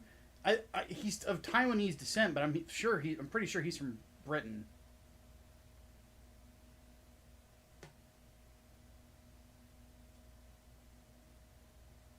But but yeah, it's like you can if you're making a shit ton of money off of that, it's like it is what it is. And by the way, I don't have anything personal against the Trash Taste guys. I just don't think they're very entertaining personally. And I don't like their takes on a lot of things. I think that I kind of feel like a lot of their opinions on anime in general are kind of like the pop opinion of things. They're the kind of like they're the anime version of Swifties.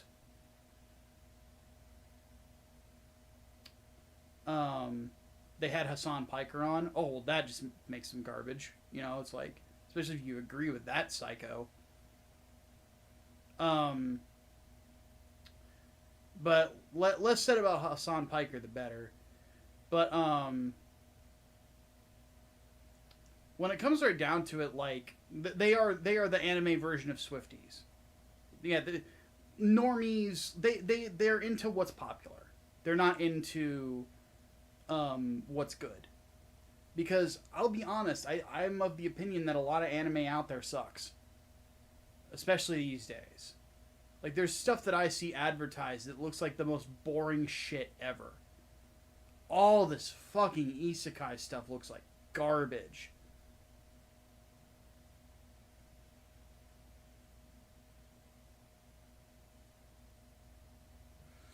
I mean, Trash Taste isn't supposed to be taken seriously, but they do have trash takes. Yeah, well, and that's the thing. Is like when they actually do give their opinion on things, like it usually can be. It's just the pop opinion. You know, it's like this is what's popular in weeb circles, therefore we like it. You know,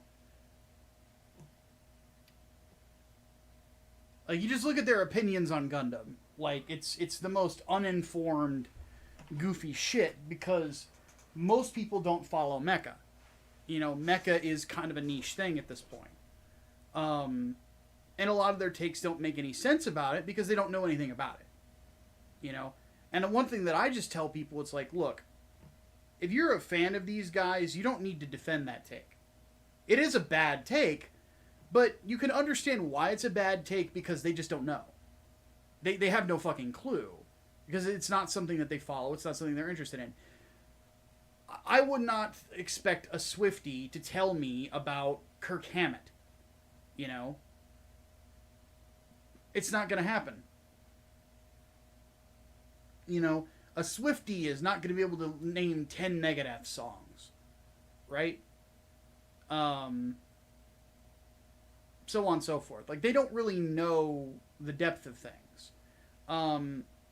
If I go to somebody who only listens to hip-hop and I start talking to him about John Petrucci, he's going to start... His eyes are going to turn into, like, hypnotized circles. Like, they're not going to know what the fuck I'm talking about. You know?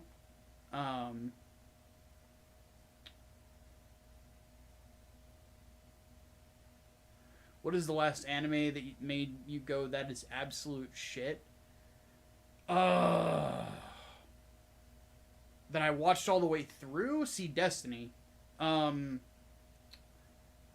There's other times that I've been brought in for, like, anime nights on, like, buddies' servers and Discord, and they'll be watching a show, and I'm just like, this sucks. This is fucking stupid. I hate this. I'm gonna go watch something else. I'm gonna go do something else, you know?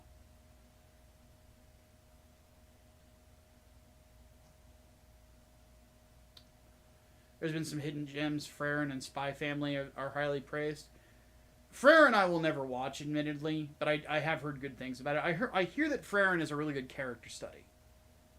And that's kind of the point of it, is to be like a character study. But I'm never going to watch it because it's like... it's like, whatever.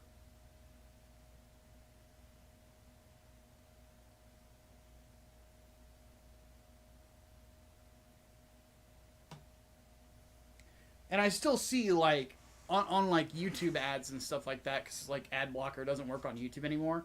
At least the one that I use. ABP doesn't. Like, there's isekai that are advertised, and I look at it, and I'm like, God, this looks fucking retarded. Seed Timeline's popular in Japan. No idea how that happened. A lot of it is because Seed hit with girls in Japan. You know, they tried to kind of do that with Wing because Bishonen was in at the time, but it didn't really hit. But Seed did for whatever reason. And I think a lot of the reason why is Seed can be best described as Gundam for girls. It is written by a woman and is from the ground up written to appeal to girls. It is very melodramatic. It's full of a lot of drama. The stuff that actually makes Gundam is a lot lighter. Well, that's the thing. Everybody thinks that it's Wing. And the reason that the pilots are so young in Wing and why they are Bishonen is to try to appeal to girls, but it didn't. It just didn't. Largely because it's so action heavy.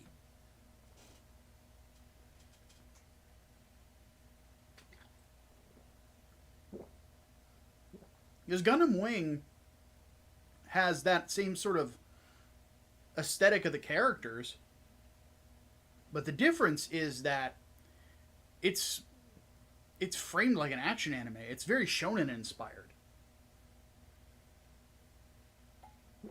which would make sense because the guy who writes it was the script writer for Dragon Ball Z and for the original Dragon Ball. So he had worked with Toriyama, you know, so it's like action was his thing. It still is. Action and philosophy.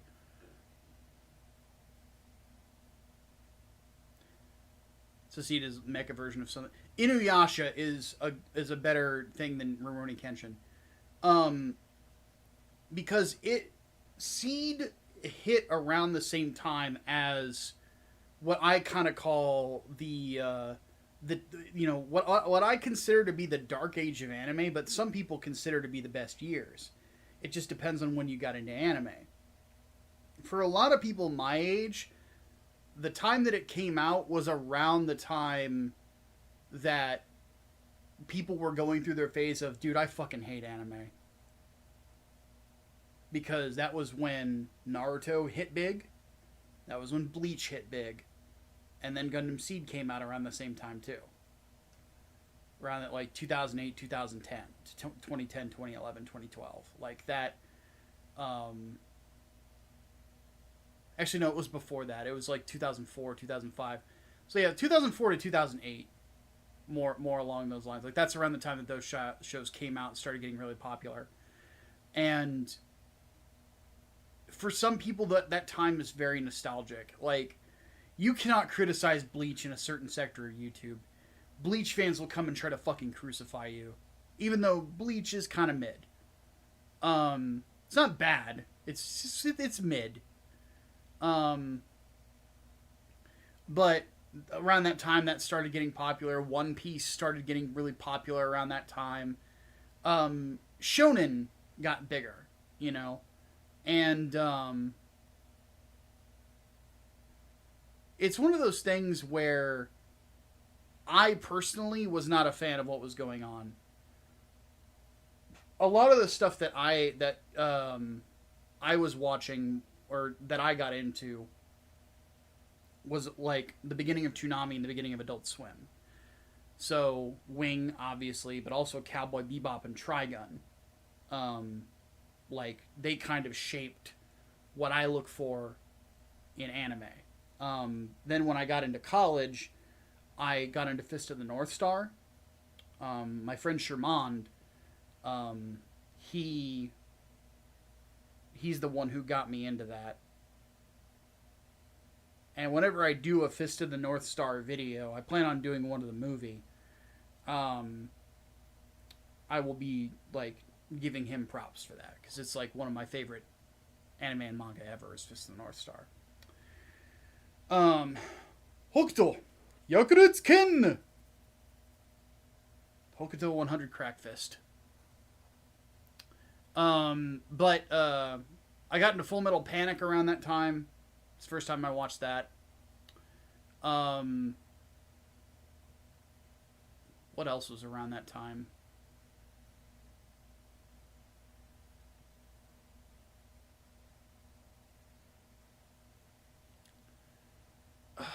Berserk. That was around the time I got into Berserk.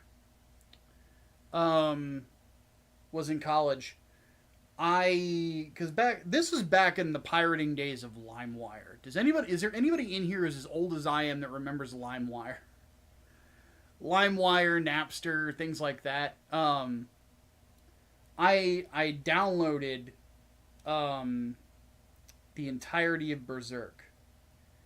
And the way I got into it is so fucked up. Because LimeWire had everything, including people like uploading AMVs and things along those lines up there to just see how popular they would get. And I saw like a gore compilation set to Raining Blood by Slayer, and one of the anime that was in it was Berserk, and I looked, but I didn't know what it was. I'm like, I just described it on the internet, and it just came up with Berserk. And I'm like, okay. So I typed that into like a torrent website, and I downloaded every episode of Berserk from Berserk 97. And I watched it, and halfway through it, I was like, this is the best shit ever. You know, like, this is amazing. This is what I've been looking for in fantasy for years. And the girl I was dating, who is now my ex-wife, I was telling her about it because she's a big fantasy nerd, big, huge Tolkien nerd. And I told her, I'm like, well, I'll put the episodes on my detachable hard drive, and when I'm done with it, I'll give it to you. Then I watched The Eclipse. This is where this gets funny. I watched The Eclipse. I watched it alone. My roommate was not there that weekend. At 3 in the morning, while I'm eating a pizza. And it's going on. And by the end of it, I will freely admit I am a giant pansy for this. At the end of it, tears down my face. I was crying. I didn't even realize I was crying. I just felt my eye. I'm like, whoa. Like, because I was just like locked in to the show. I couldn't take my eyes off of it. I just was weeping. I'm like, holy shit. I've never been affected by a show like this before. And it was brilliant and brutal and disgusting and yet compelling at the same time. And the storytelling of it. And I went to breakfast that morning. Saw my girlfriend there because I'm a night owl. She was a morning person. And I sat down for breakfast. And I had scrambled eggs and sausage and bacon sitting in front of me, which is like my favorite things to eat for breakfast, right? And I'm just sitting there, staring at my food, kind of like poking it with my fork. I couldn't bring myself to eat. And she's like, "Are you okay?" I just look right up at her. I'm like, "Honey, I feel fucking awful." And she's like, "Are you sick?" I'm like, "No, I'm not sick." And she's like she's doing the girlfriend thing, right? She was like attached to my hip. We were very close. Like she was like feeling my face and my head. She's like, "You do feel a little clammy." I'm like, "I don't feel clammy. Come on, you're imagining that." I'm like, I was in a hot dorm room all night. Of course, I feel kind of clammy, you know. I'm like, "No, I am physically fine. I am emotionally fucked right now." And like five, because it's a Christian school, so like 5 other people like turn around to their table because I use the F word, and I'm like, "Sorry, sensitive ears, God." So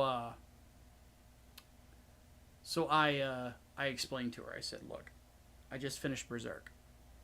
I just finished that anime."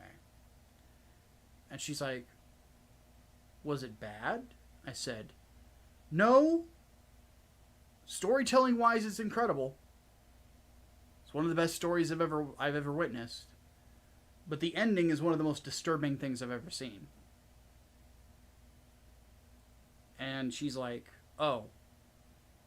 She's like, "Do you want to tell me about what happens?" I'm like, "No, because you want to watch it. So I'm not going to tell you what happens in it. I just want you to keep in mind when you watch it that this is how I feel after watching it."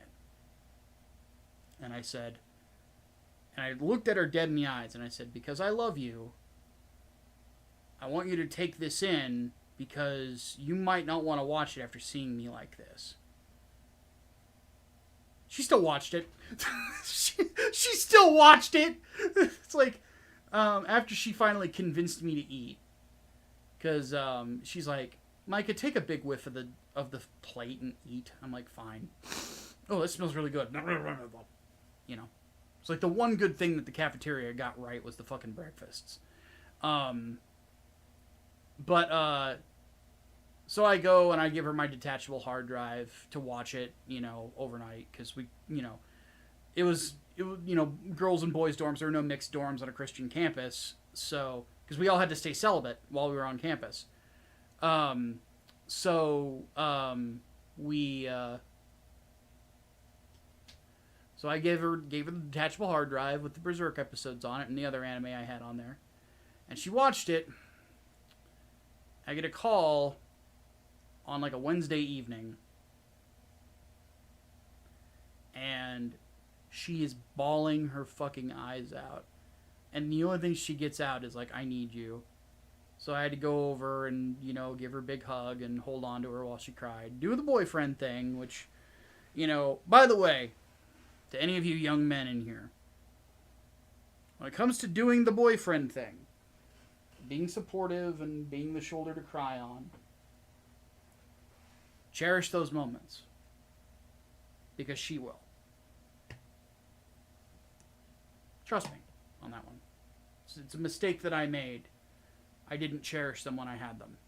And now look at me. I'm old and alone and exhausted. And losing my hair, too. I used to have such thick fucking hair, man. Not anymore.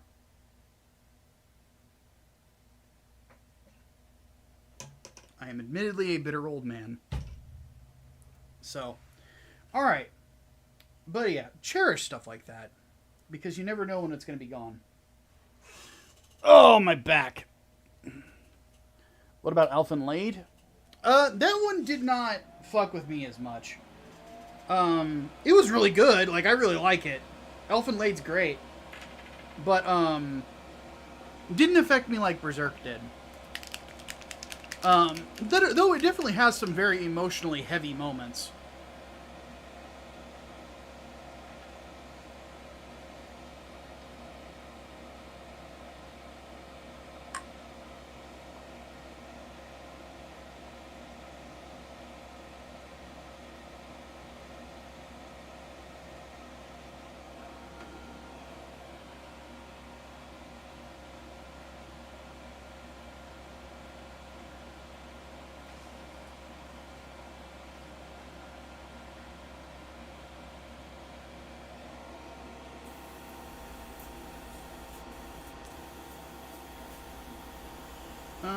We're not getting a whole lot of flow here.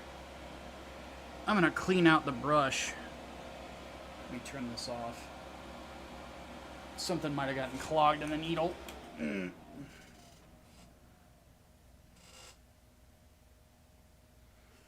Mata, don't you start with me, dude. I'm never gonna need to do that. Stop. Stop it right now.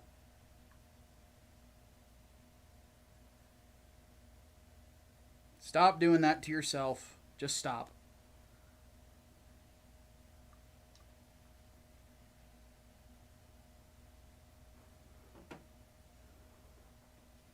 I ain't gonna hear it. I have had so many people say stuff like that in my presence.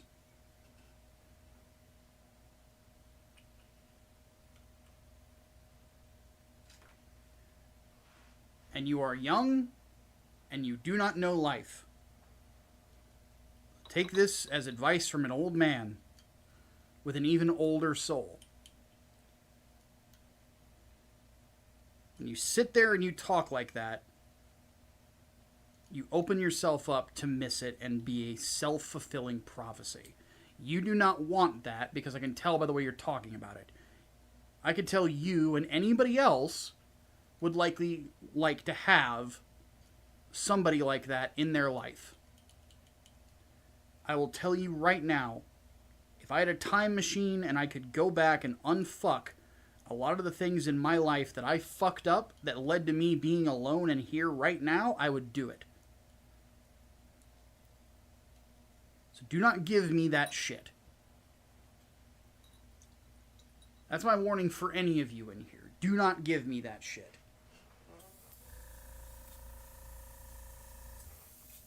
That's not you talking, that's depression talking.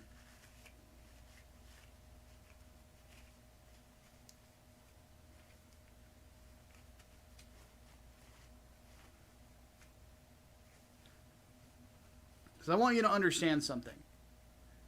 I am 6 feet tall. I weigh over 300 pounds. I am not that much of a looker. You know? I've dated consistently different girls over the course of a decade. If I can do it, anybody can. It's about being willing to put yourself out there. Don't do this whole woe is me shit.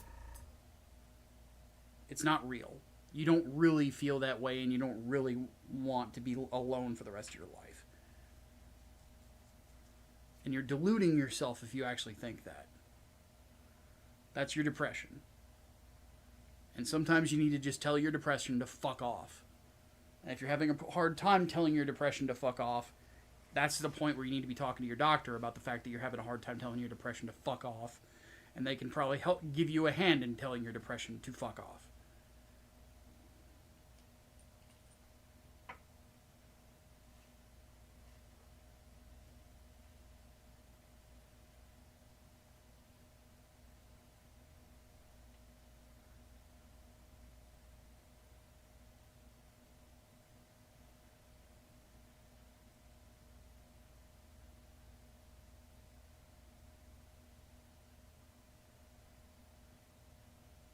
So yeah, I don't want to hear that shit from anybody.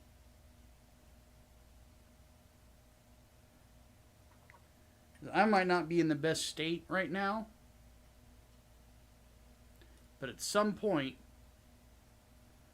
things will get better for me. I have no doubt. Thank you for the $10, Columbia. Let me give me just a second to read that. Spraying this out to make sure that it's working. Turning 28, but I have my goals. I know myself more, and I know it takes both living and reflecting to understand my career is first and then dating. See, that's the way you should look at it.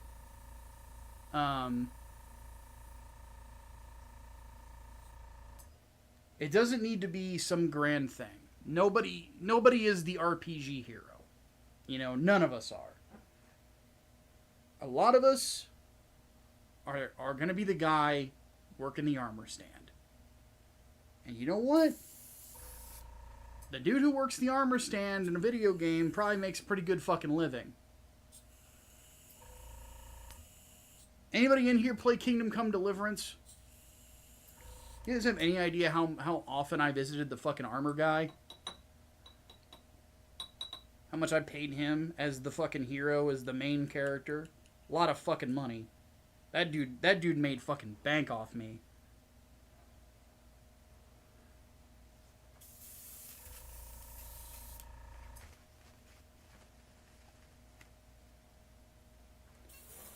And for ancient Bohemia, probably had a decent life. So this whole thing about, like, don't give me the woe is me shit. Don't feel sorry for yourself. Never leads to anything. If you want more, go get it. If you're having problems going and getting it,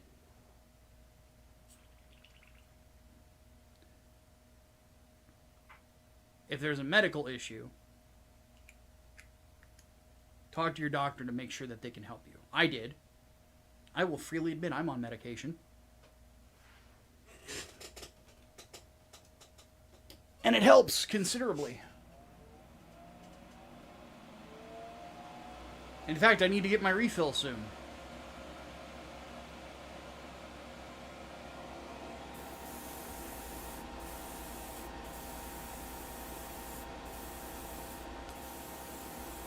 But yeah, you want more in life.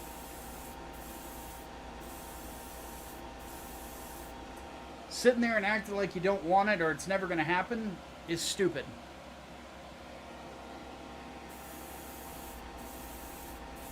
Just get your ass working.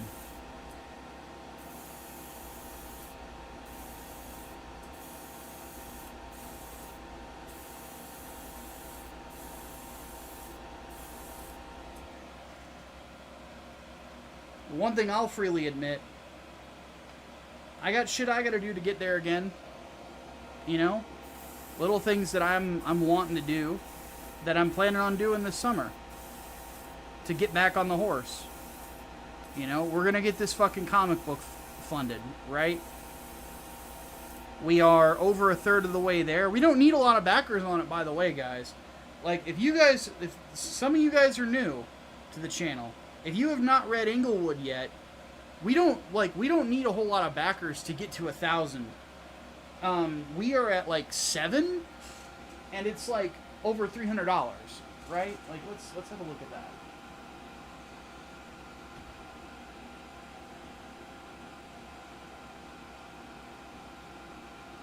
Yeah, we're at 9 backers, and we're almost halfway there. And here's the link if anybody has not backed it yet. But we're going to get this funded. We've still got a whole month to go to get those backers. We can do it. You know?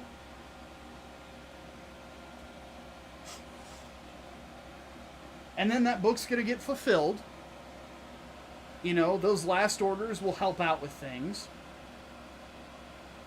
But that book's going to get fulfilled throughout the course of late August, early September.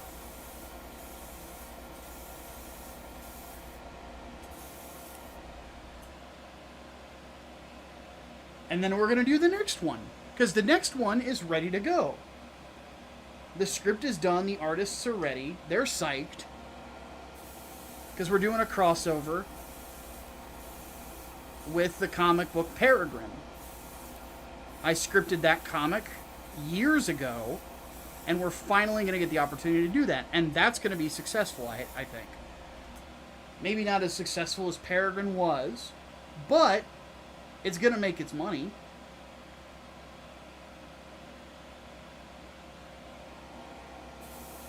And I'm going to get a new day job. And that extra money I will have will help fund the production of 3 Nights, 4 Days, getting that done, and getting that fulfilled, hopefully in the next year.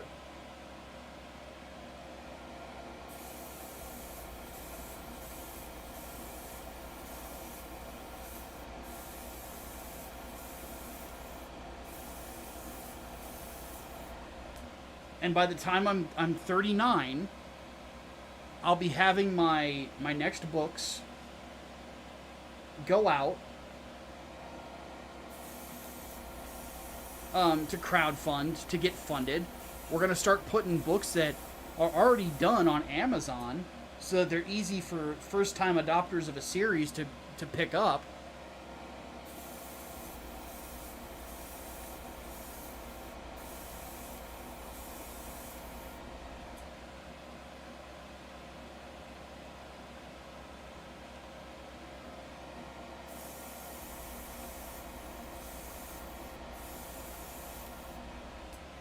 And the reason that it's all going to happen is because I don't feel sorry for myself.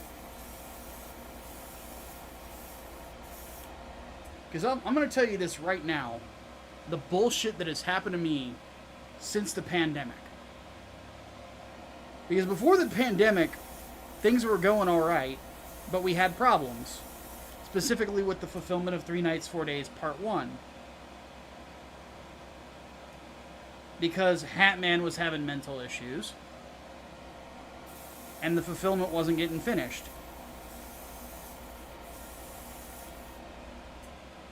I had to kick him in the seat of his pants to get him moving. But we got it moving and we got the book fulfilled, right? Everybody got their stuff.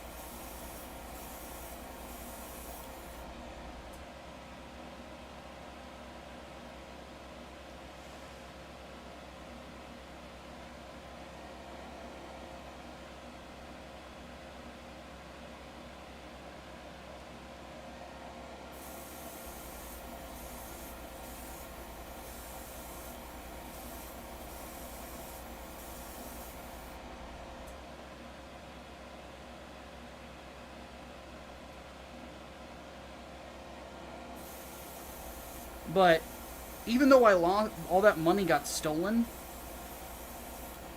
because we had thousands of dollars get stolen from us.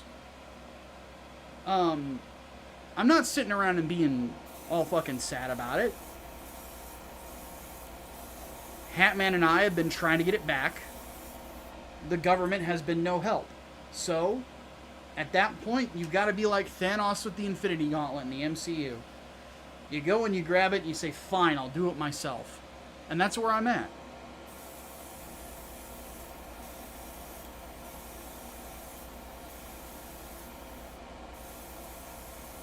If you want things in life, you have to go out and take it. Or rather, let me rephrase that. You have to go out and earn it.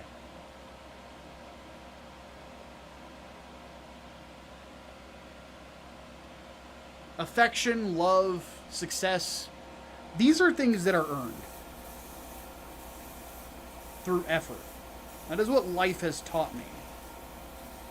And I do not want to see you guys, as young men, make the same mistakes that I did in sitting around being sad all the fucking time because something doesn't go your way. It ain't worth being sad about. Fuck sad. Being sad sucks and you shouldn't do it. There are such better emotions to feel. There are things you should be sad about. If a family member dies, if a pet dies, you know, you lose something like that. That's worth being sad about. But being sad about the things you don't have yet, not worth it.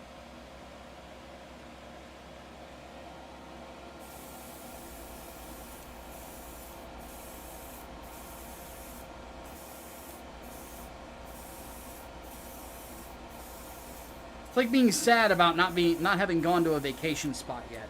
Are you on your fucking deathbed? No? Then you could still go. The only thing stopping you is you. I will tell you right now, I fully intend on visiting Japan at some point. Am I a little bummed out that I'm never going to get to see the Gundam in Yokohama? Because I don't think they're ever going to put it back up? Yeah, that's a bummer. That sucks. But I can still go see the unicorn statue. I can still go see the new Gundam statue. That one moves, and it's huge.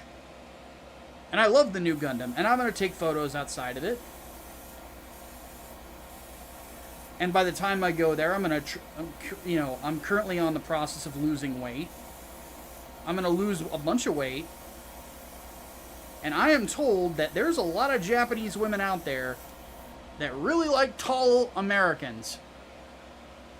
In fact, my most recent girlfriend said that it's typical of Asian women to like tall white guys. And what am I? A tall white guy. So I'm going to drop some fucking weight. And I'm going to go to Japan.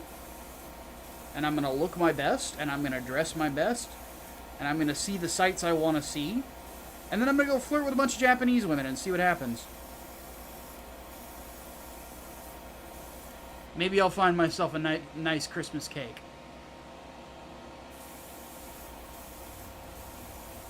You never know. And I don't know what's going to happen. But I'm going to go and fucking do it. And nothing's going to stop me. Because I'm not going to let it stop me. Because I'm Micah Curtis. And all that implies...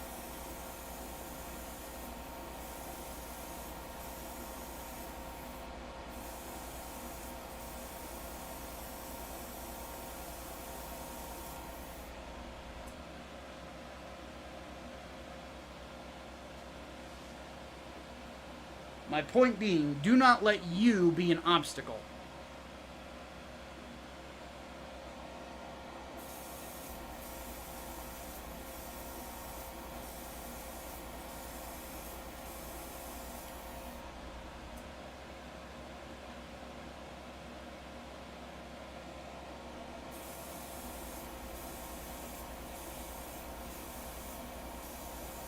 Be honest about who you are, about what you like, about what you want, and then go get it.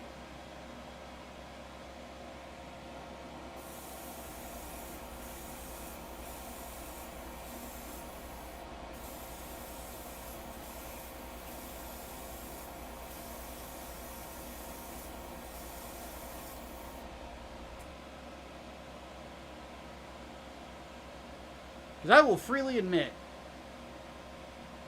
I, personally, am a tall white guy who is as wide as a door that is a thing for Asian women.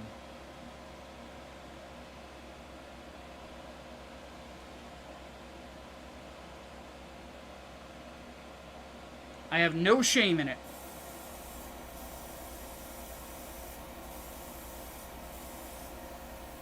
A bleached pilled man, very base. I guess you could say I am white pilled. I believe in hope.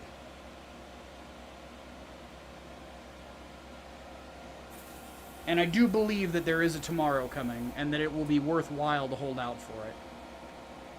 And I will do everything I can to make sure that I see it. Because my goal is, right now, for whenever I die, which, given current life expectancy of most people, I've still got a good 40, 50 years left. Whenever I'm on my deathbed, my goal is for it to be the exact opposite of what it would be if I was on my deathbed tomorrow. If I was on my deathbed tomorrow, I wouldn't have any kids.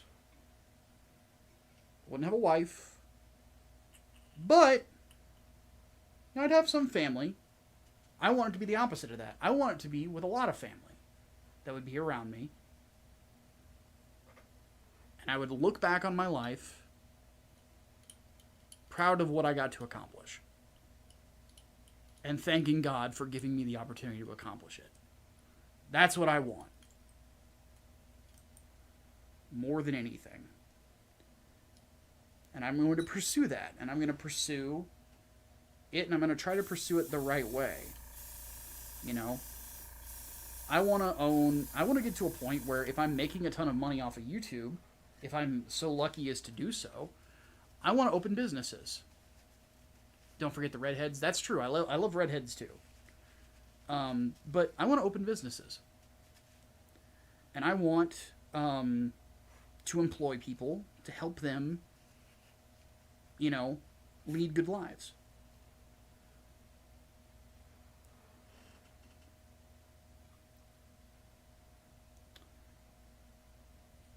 I want to invest in real estate at some point. Specifically in farmland.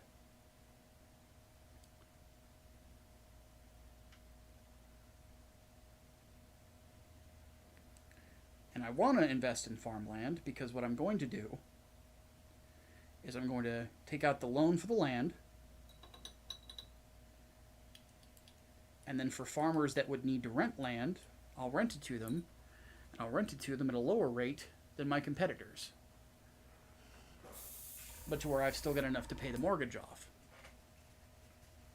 Because that way, by lowering those rates and allowing these farmers, these young farmers with young families, to get out there and farm properly, I am effectively changing the economy of my area for the better. On top of making some scratch myself. Been thinking about this a lot. My goal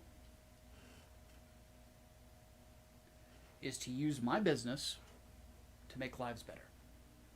Am I still going to earn a profit? Yeah. Would I still like to be wealthy? Absolutely. But I want to do it in a way that allows me to enjoy things and allows me to enjoy life, but also gives people the means of enjoying their lives as well.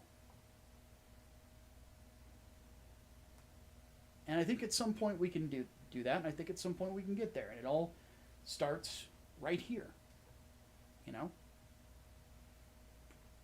Oh! Golly!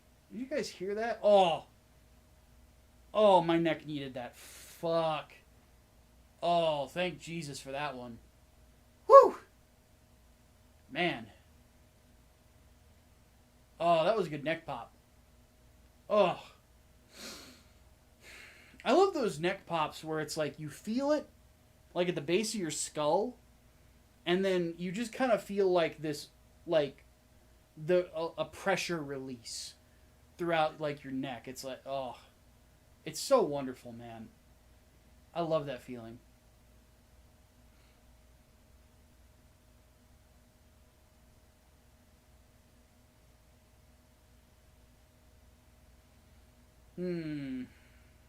That felt good. So we're going to let these paints dry for a minute, and then we're going to top coat them. And then we're going to go ahead and put them where they belong on the legs of the mobile suit.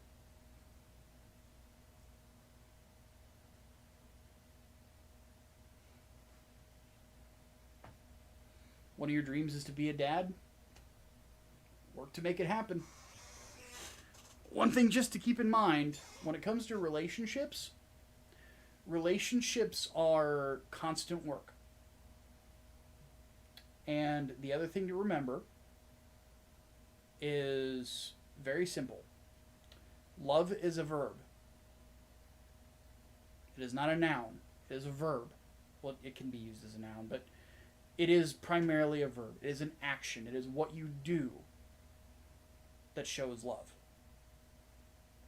And that was something that I didn't understand as a young man.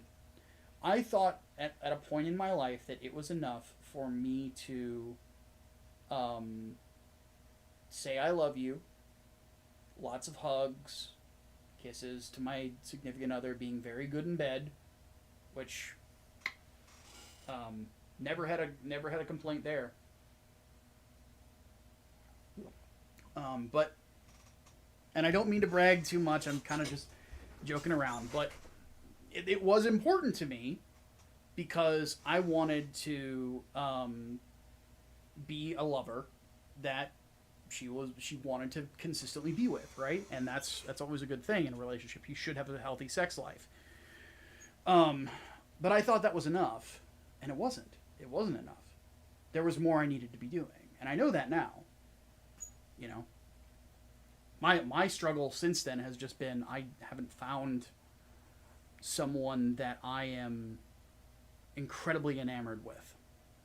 I've dated, and I've given it an honest shot, but it gets to that point about 3 or so months in where I kind of realize, okay, you know, she's nice. I like being around her, but I'm not enamored with her. I'm not falling in love. And I don't want to waste her time. So I'm going to tell her how I feel, break it off, so she can go find that person. And it's always nice to hear later on that they actually did, you know. I'm not sitting on my ass waiting for things to happen. I am trying to fix it. It's not working, but I'm trying. Keep trying. Don't stop. That's the important thing. And also understand it's not a sprint. It's a marathon. It's a lesson my dad taught me. My dad's a marathon runner. He's been a marathon runner since he was in his 20s. So that's Dad's. Dad has 2 sports he's really good at. He's really good at basketball and he's very good at running. But yeah, Dad's a marathon runner. And in a lot of his sermons, that was what he would emphasize, is that life is a marathon. Yeah, it's long and it's about endurance.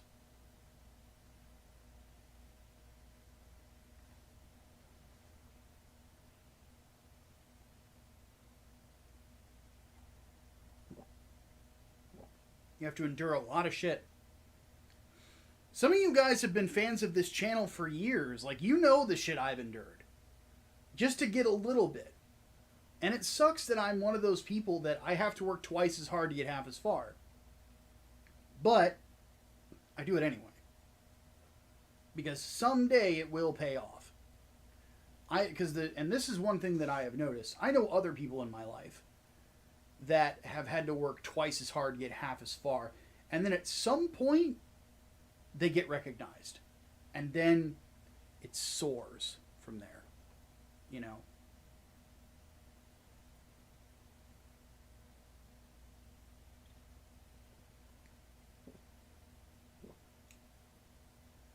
And that's why I stick with it. You know?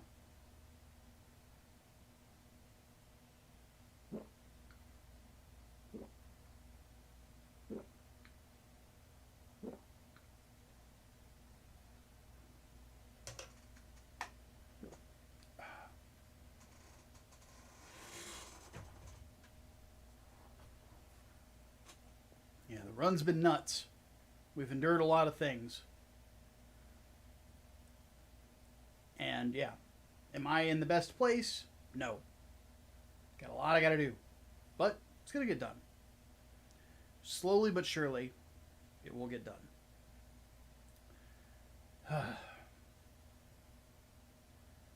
Alright, so the next thing we need to do, these are all painted. They look good. They need to be top coated because it's very humid. Whenever it's humid, my back still has that knot in it. Whenever it's humid,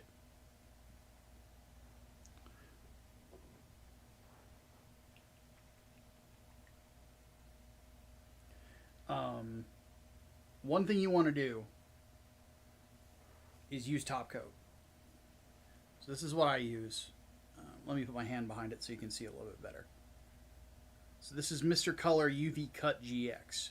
This is really good top coat.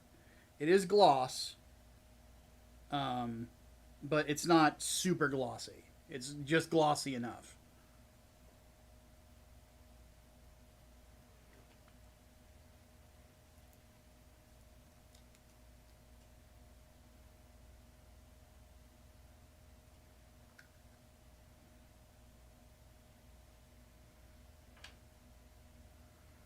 And because it is just glossy enough, it is perfect for what we're about to do. In which case, we're just going to give it a quick spray down.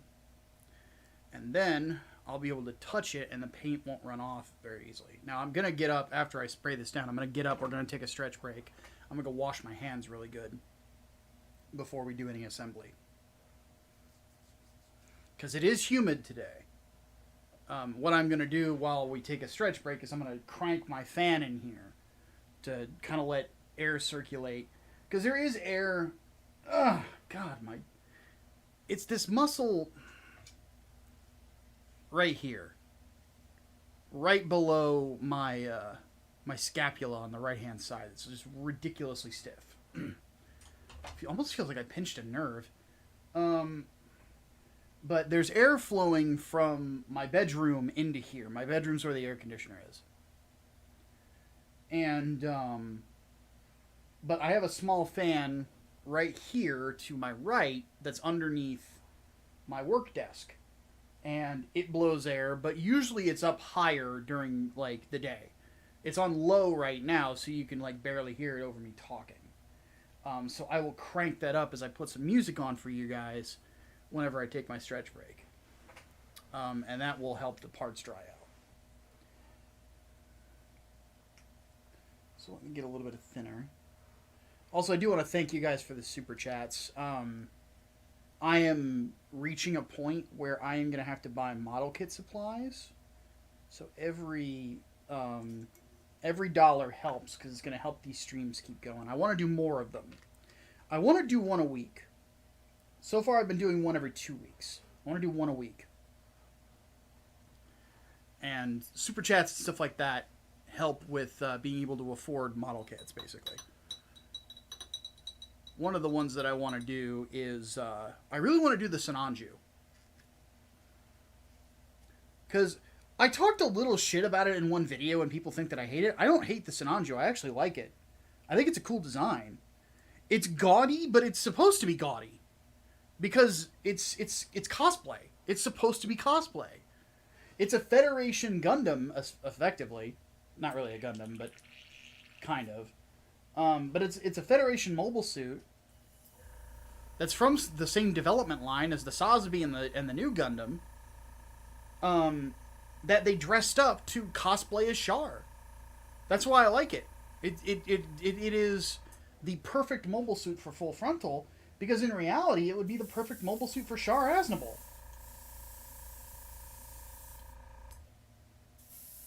Because instead of being reminiscent of the Sazabi, which is a suit made for the leader of Neo Zeon, it's more of a suit that would be tailor-made for Char himself. Have a good night, Leo. Found this channel during a YouTube rabbit hole binge and found One Year War stuff and was hooked. Well, I'm glad you found it that way. Because I'm very proud of those videos. Shirt Dude and I worked very hard on them, and they came out great. Alright, kicking the fan on. I want to do the Master Grade Shinji for sure. The anime color one. Which is basically the same as the Verka. The difference is it doesn't have all water slide decals. They are, They're half sticker, half water slide. But I want to do it in metallic paints, which I have to buy a better thinner for that.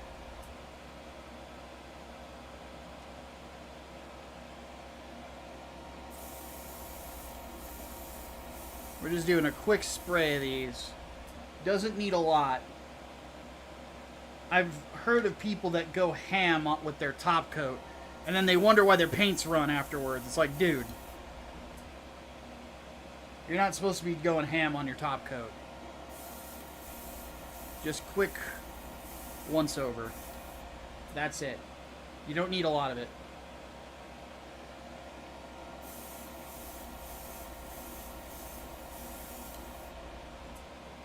It's just enough to give your paints a protective layer. From the sun, to make it easier to dust them, so on and so forth.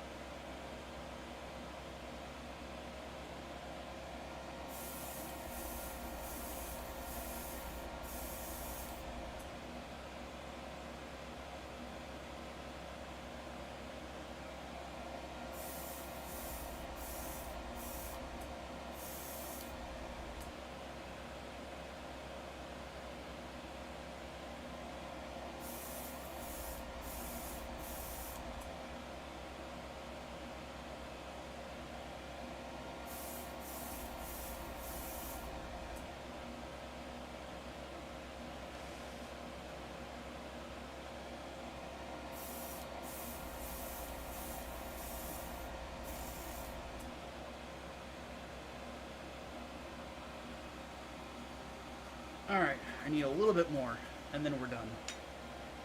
Just a smidgen.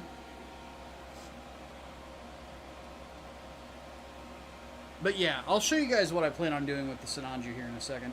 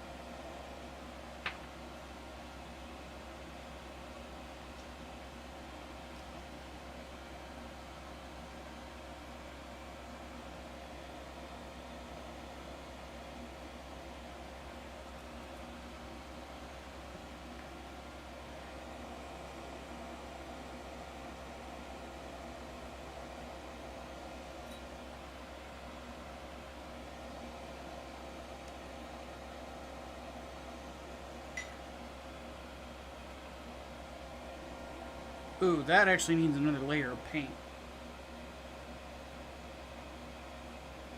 I missed a part. Whoops.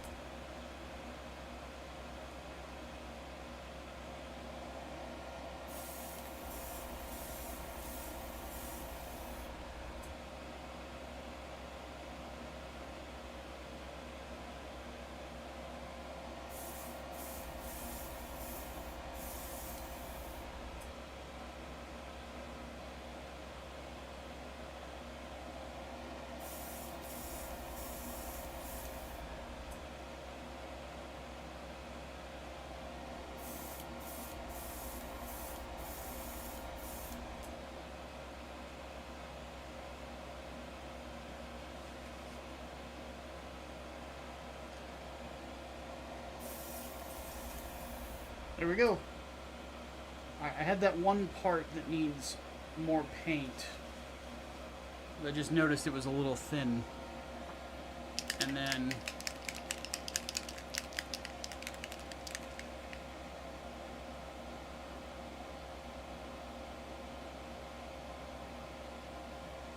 yeah, the Shinji Stein. Yeah, my master grade Shinji Stein is like the pearl of my collection. I love that fucking thing.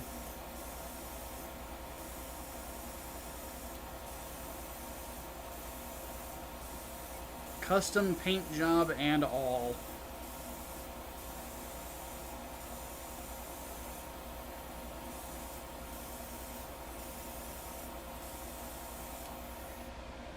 That's much better. Okay.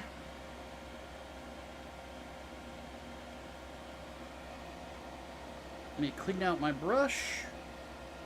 And then we're going to get up. And we're all going to take a stretch break.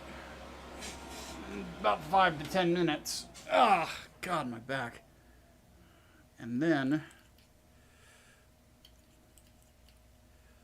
we're going to assemble these and then finish the rest of the leg stuff. And then if I'm feeling up to it, we'll do the rest of the arm today too.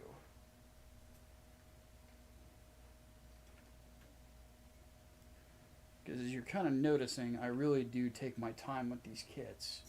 I mean, granted, if I wanted to,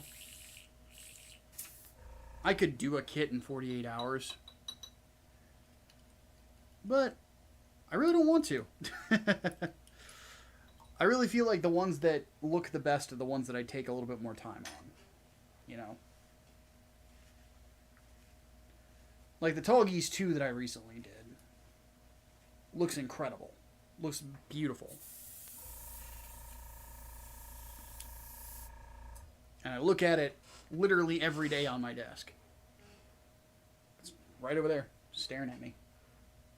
Trays is judging me.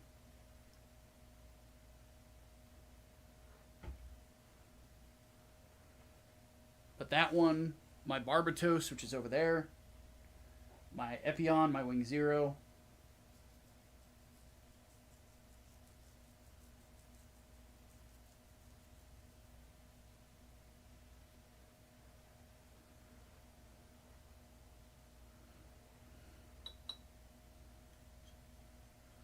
Those are the ones that I took the most time and effort on.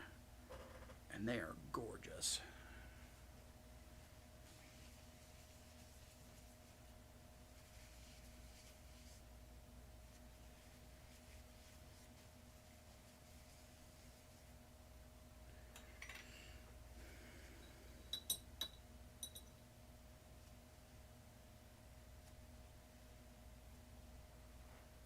Okay. So we're going to let all this dry. Scooch on over. Oh, God, my back. Let me scooch the microphone over as I bump my camera. There we go. So what I plan on doing, let me show you guys.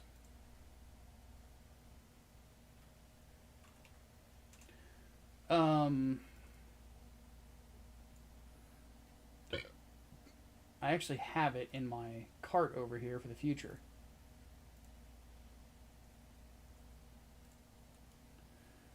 I'm going to give this a similar treatment to what I'm going to be doing with my Nightingale when I get around to doing it.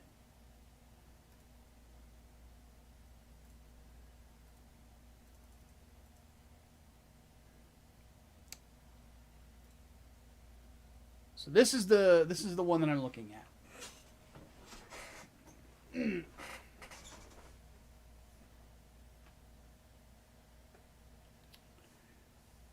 What I want to do with this, in fact, you guys want to see what I do to research to make these things look good?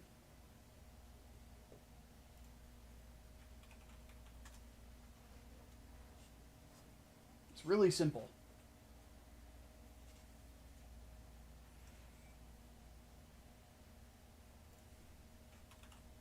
Go to YouTube.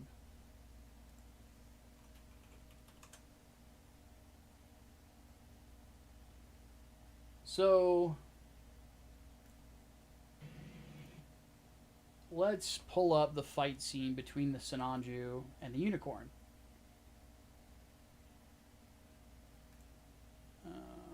Riddy being a dumb.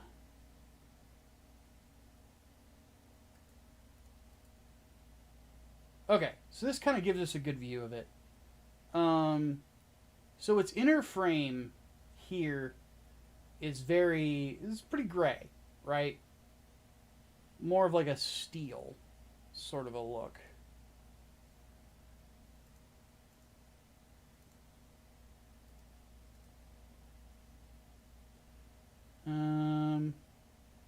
Yeah, Riddy loses this pretty handily.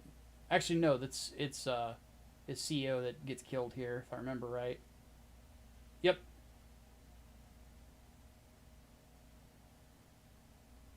Nice job, Riddy. You got him killed. Norm Basilcock, that's right. But let's get a good view of this. Not of Riddy. Riddy sucks.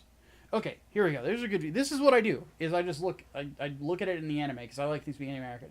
So the inner frame of this is surprisingly not that shiny. It's more of like a steelish color. The shiny parts are obviously the red part. Blah, blah, blah, blah, blah. Shut up, full frontal. Nobody cares.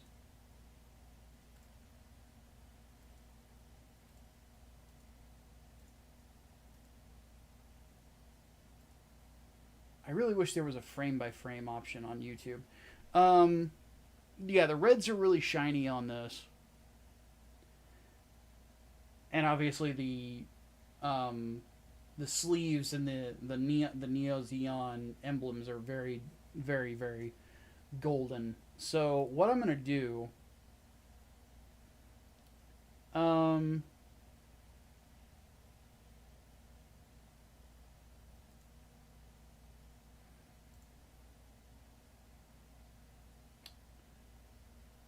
looking at the actual kit,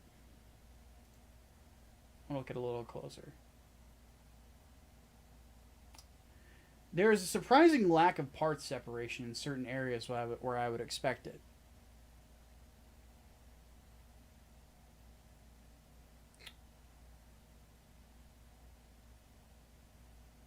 I can just scroll through the images. This is nice. So what I think I'm going to use for the inner frame, I'm going to use a stainless steel paint. Give it that good inner metallic look, right? It's the same sort of stainless I used on the Sazabe. I'm not going to candy coat it like I did the Sazabe, though. Because that takes too long. The regalia is supposed to be a very... Actually, let's just use the shot from the Gundam Wiki. This is actually going to help a lot more. Come on, Chrome. Don't fuck with me right now. There we go. So let's look at this a little closer. The regalia is not really gold. It's yellow. It's the same yellow as these elements here. And I don't know if you guys have ever seen gold gunpla paint. It's not like this. It's not this bright. So what I need to find is two specific types of paint. There's also a stripe here on the fuel tanks. So a stainless steel for the inner frame is what I'm going to do with that.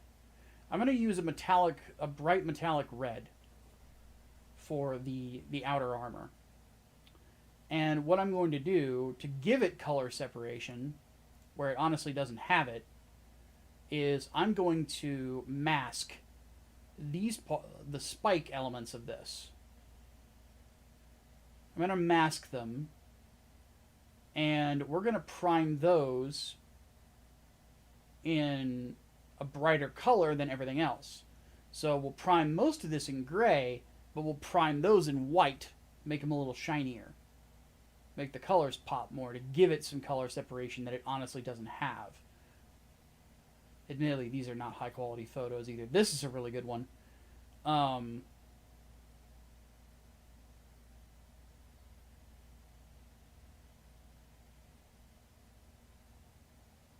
Looks like the thrusters don't have an interior to them. So I might mask those as well and paint the interior of the thrusters gold to kind of give it a bit more shine, or paint them red. Either or. Here's a really good shot. Now the thing is that all these gold inlays for this on the sleeves and stuff, these are stickers. I don't like stickers. So what we're going to do is we're going to use a technique called reverse wash.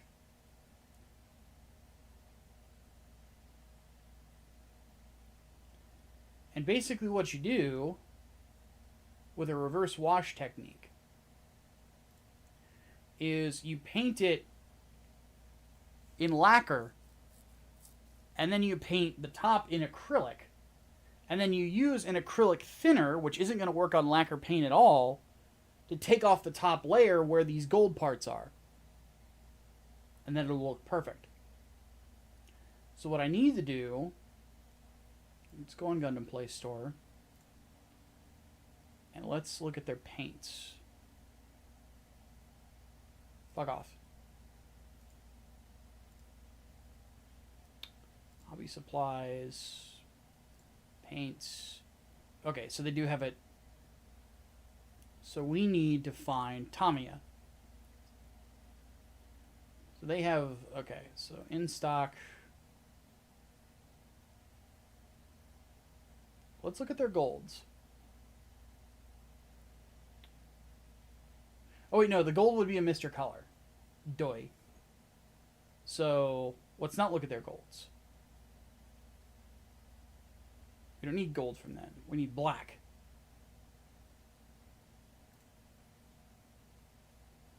So, and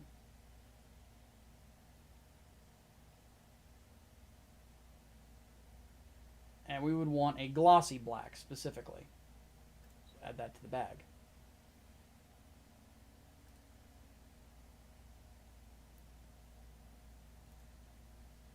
And now, what I need to do is I need to have a look at my points real quick. My paints real quick. Ugh. I'm old. I'm an old man. Okay, enough griping. So, what I have over here that I think I'm going to use. Let me show you guys what normal gold paint looks like.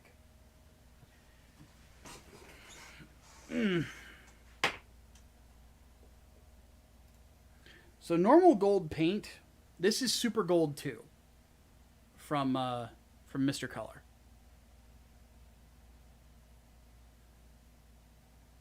And it is an actual gold, like as you would expect gold to be in real life, which is not really yellow. And of course, that's not going to work for a Sinanju, because as we saw, the Sinanju is not gold, it is yellow. So what we have is a happy medium.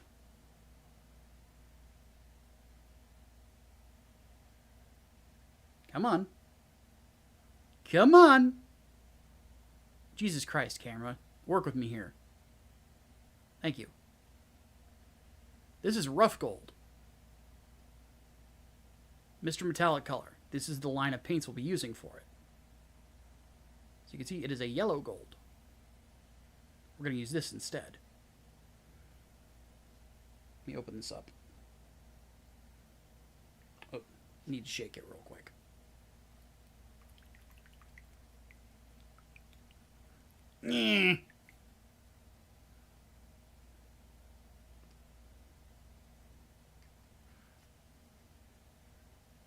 Let me switch over to the Come on. Reset the focus.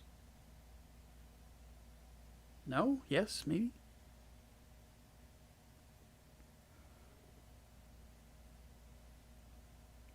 Beautiful.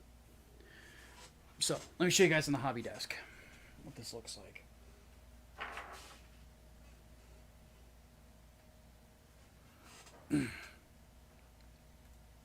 By the way, this little bit of research, I do this for every model kit I build. But this is what it looks like on the interior. It's still gold, but it's more yellowish gold. And if this doesn't quite look right, what I will do is I will simply throw this aside, and I will bust out this. This is Mr. Color Metal Yellow. And this stuff looks really good.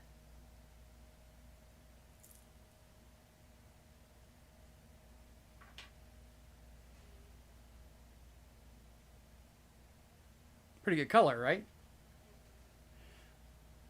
And so you guys can see what it looks like on an actual kit. Let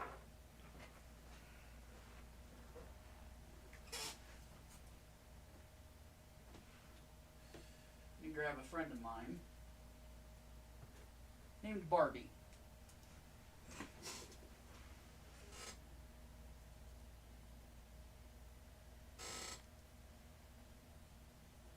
This is what it looks like in an actual kit.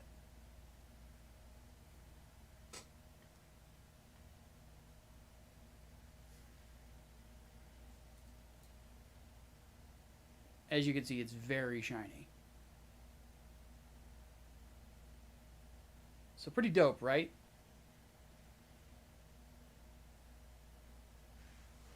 So that is what I will do.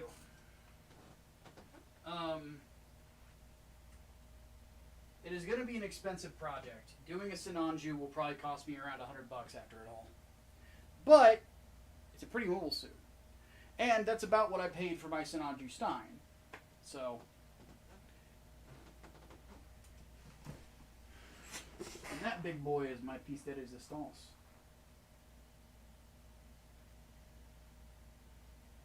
Unicorn era mobile suits just look really good, don't they? Oh, God. All right. So, we're going to take some time for a break.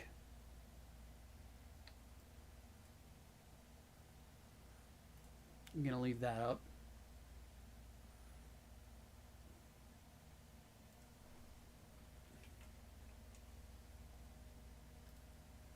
Actually, no, we're not.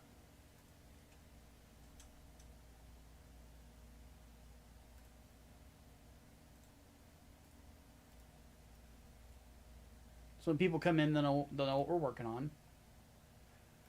Somebody messaged me. Okay. Let me grab some music.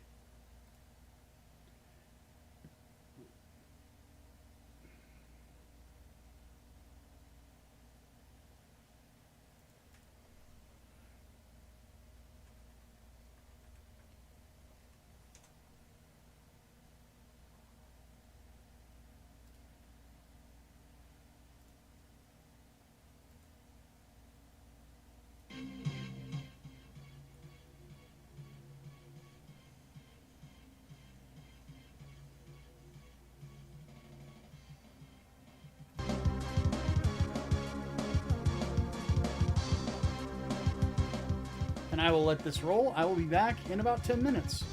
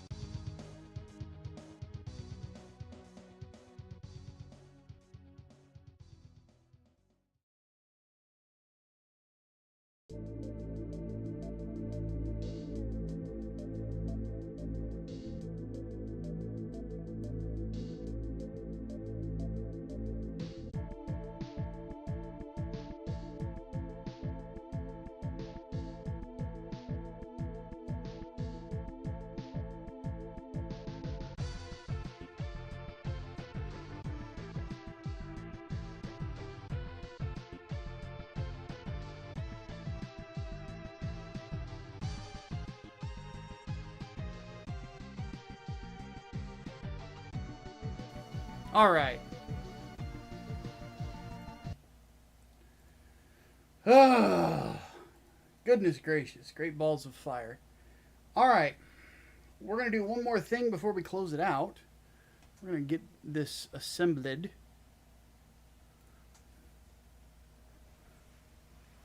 Ugh. Ugh. Ugh. Oh me, oh my. I'm an old guy. Ah! Fuck. Damn it. Right there. There. Perfect. Now, microphone up. There. All right. Let's go ahead and bring out the legs.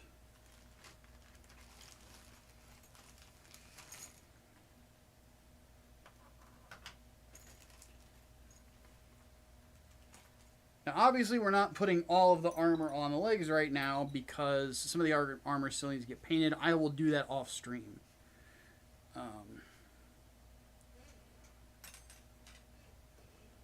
Because I have been yapping a lot during this particular stream, and through my yapping, I didn't get as much done as I wanted to. But we've been going for like 2-3 hours. Yeah, 3 hours. How's the build coming along? It is good, man. Thank you for asking, Greg.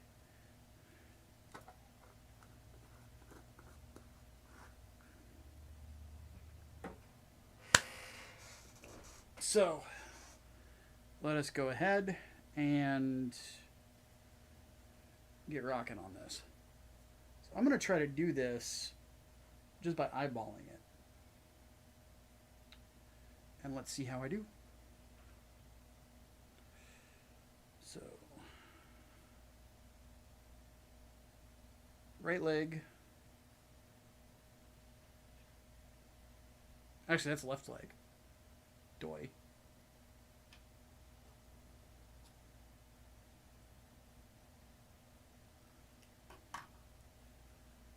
Make sure you guys can see what I'm doing.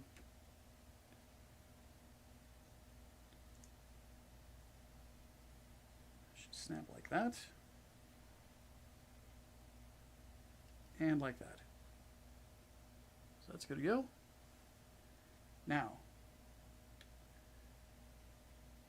top of the leg.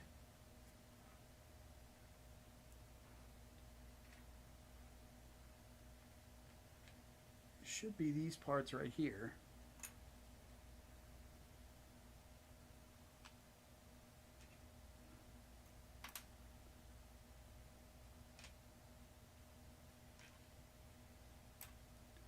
Like so. And generally speaking, the longer pieces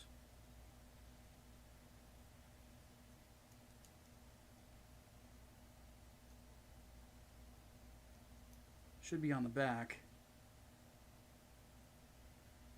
Shorter pieces on the front. Just realize this foot is backwards.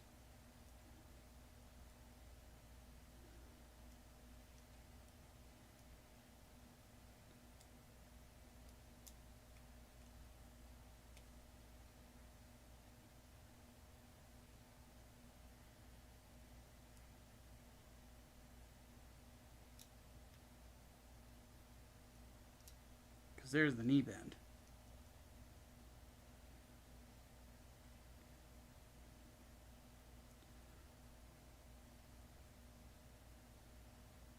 So it's going to be this one here. Goes right there. shorter piece slides on the back like so.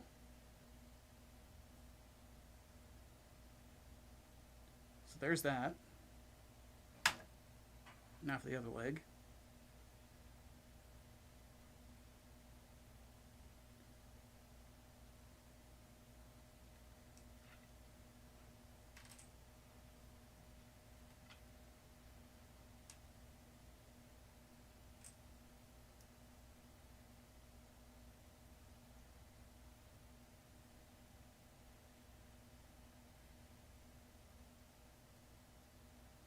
Goes like so, and then like so. There's the knee bend.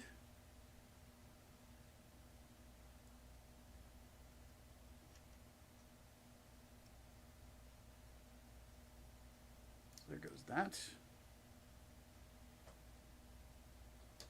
So this way there's rotation in the hip. This goes on the back. Like so. Perfect. See, we're already starting off good. Hey, eclectic. Now, next thing is going to be... You know what? I'm actually going to bring out the instructions to this.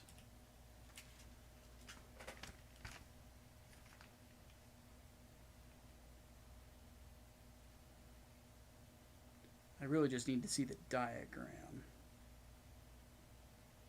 Okay. So the next thing we need is actually the knees and the knee construction. So for that, we need that piece, that piece,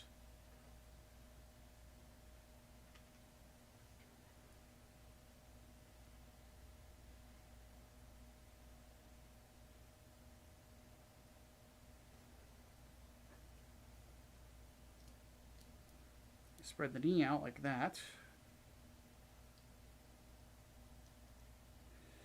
Oop, that's upside down. There we go.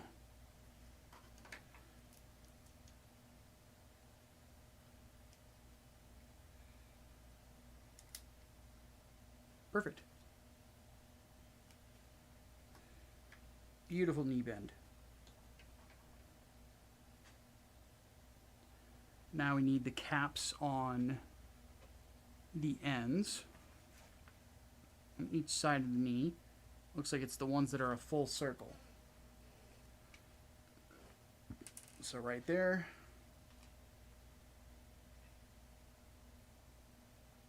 There.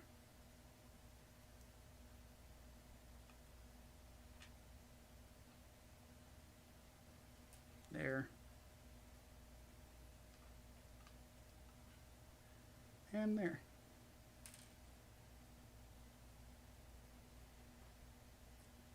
Actually, no, this is one of the ones that goes down here.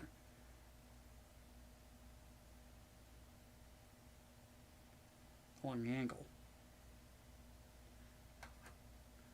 You know, let's just go ahead and do all of them. Though I think some of them are actually still in the bag. Yep, they are. I just noticed it. Which is fine. Not a big deal. Like I said, I'll do this off stream.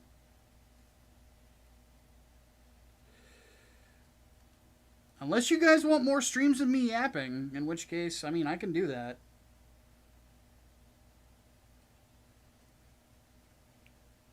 Totally your guys' call. Because you are the audience. At the end of the day, you have the power.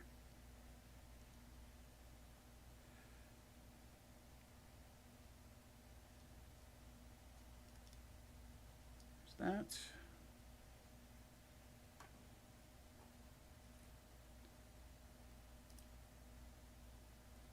Now, cap it on the other side.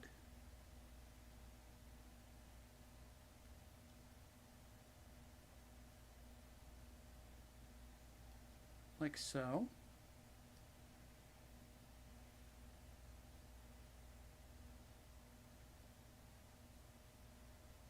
You guys want more? All right. Fair enough. I will try to whenever I feel like doing another one of these and working on more of this kit, I will definitely do it. Now, what parts do I have in this bag? Just the two caps. The rest of the leg is here. That's good. Bibbity bibbity bibbity. You know, while I'm doing it, might as well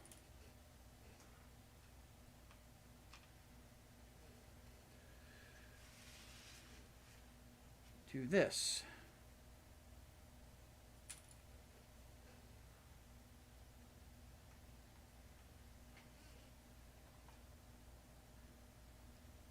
Now, one thing I should warn you guys, if I do more streams, don't be surprised if I just start randomly singing Disney themes, like the Disney cartoons. Yesterday when I was cooking, I caught myself singing The Bare Necessities.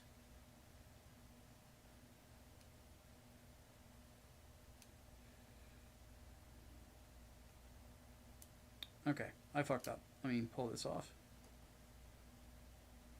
I done goofed.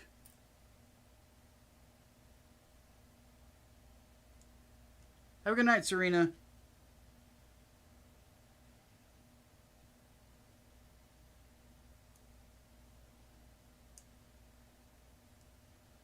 Yeah, I will freely admit I loved The Jungle Book as a kid.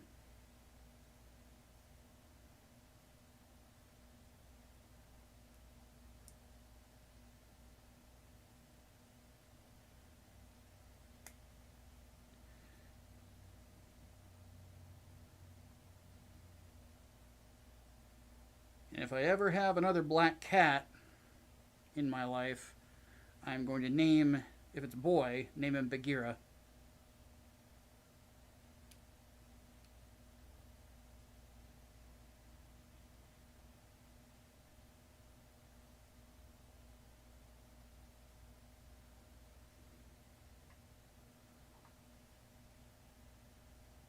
Nothing wrong with a little bit of singing. Well, I don't think my singing voice is that great anymore. Used to be good, but I don't know. I've gotten older. My voice has changed. I used to have. Maybe if I sit down and play Metal Hellsinger, you'll hear it. I used to have a hell of a metal growl. It's not what it used to be. And the reason it's not as good as it used to be is just because I haven't practiced it. I did audition for the metal chorus for Doom Eternal, but did not make the cut. I think largely because I did a song that wasn't in my range. I did a song called Within My Blood by Skeleton Witch, which is a lot of like high-pitched scream, not a lot of low-pitched growl. And the low-pitched growl is kind of more, that and like mid-range, sort of like Phil Anselmo style, is more like where I sit. So I think that's why I didn't get in. But then again, I also think that they were looking for people that were like metal singers. Because like, the bassist from Static X is in that. Which, when I found that out, I'm like, oh, that's fucking dope. I love Static X. Well, I should be more specific. I really like their first two albums, Wisconsin Death Trip and Machine. Those are really, really good albums.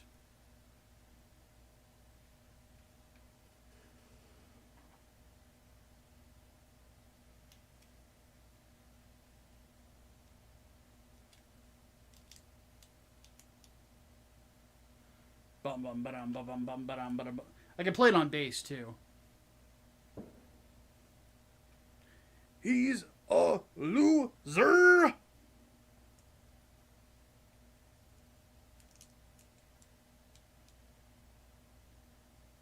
How does it look on camera? It looks completely white. I think my eyes are playing tricks on me. Because my eyes are wanting to see this as still being partially teal. But on camera, it doesn't look teal at all. It looks pure white. I think my head is just fucking with me.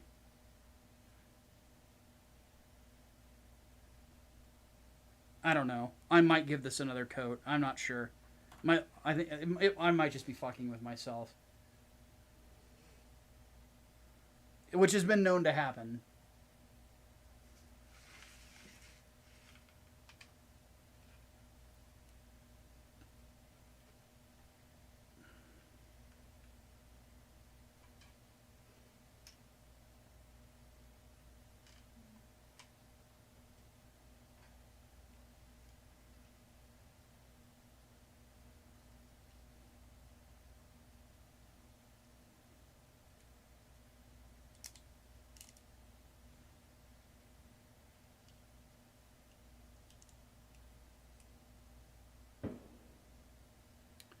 It sounds like people are letting off fireworks. I mean, granted, we're getting close to 4th of July, and Juneteenth was not too long ago either, so. And yeah, people around this area, they set off fireworks for Juneteenth. Not a lot of people do it, just a few. Which, I live in a neighborhood that's like half black, half white, so it's kind of expected.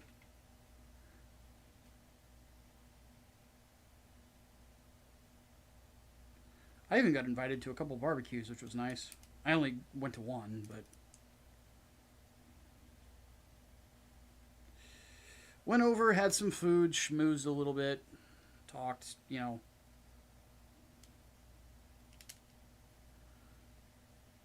It is admittedly kind of cool to be the white guy who gets invited to the barbecue.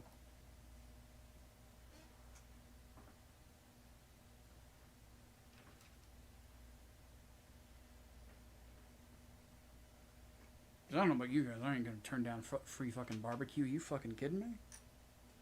Shit. The one lady was like, "You gotta have some greens on your plate." I'm like, "No, I don't." And she's like, "Get over here." So I had some collard greens too. Because I guess I had to. Lady in question was somebody I used to work with, so.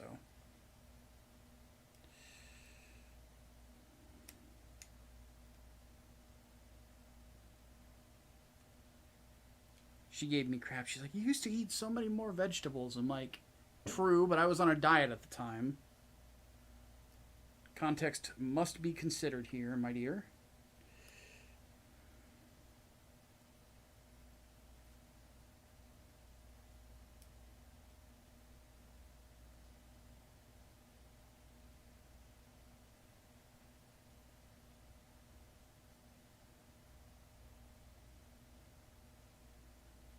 I just felt a little guilty because I didn't have the time to prep anything. It was kind of a last minute thing.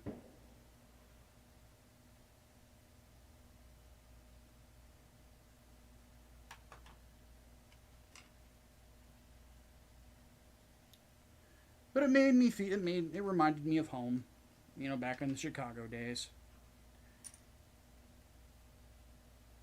Juneteenth wasn't like a publicly celebrated holiday at the time, but there was always barbecues, always cookouts on a Sunday during the summertime. And the church that my dad was the pastor of was very diverse. We had people that were Hispanic, we had people that were black, people that were. Well, actually, now that I think of it, it was just white people, black people, and Hispanic people. That's basically it. You know, white dudes, black dudes, Latinos. That was it.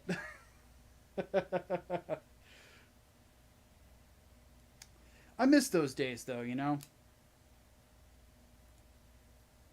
I miss those Chicago years down in the burbs where I lived. Because I lived in the south suburbs. I didn't live in the city proper. Nice little place called Sauk Village right outside Chicago Heights.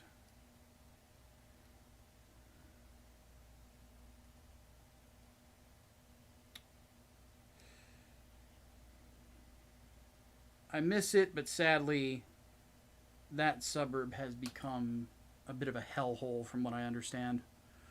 So, I actually thought at one point about buying my childhood home there, but I decided against it.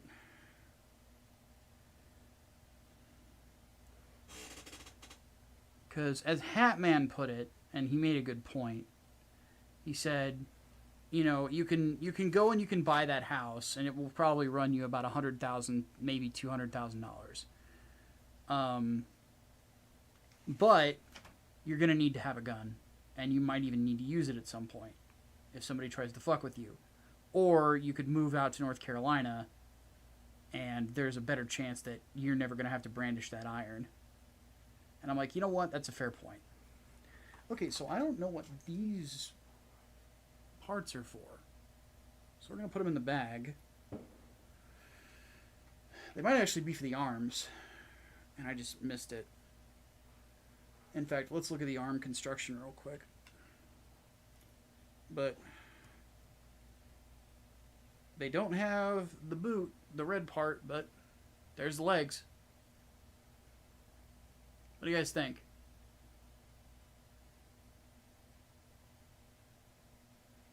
On camera, they look great. And yeah, now that I put them at a different angle, I don't see the teal at all. I think it might just be I think it just might be my brain.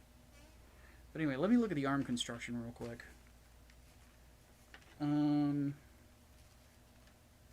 Because I admittedly do the parts in a weird order. I tend to go torso, hip, leg, then arm. I finish with arms. $25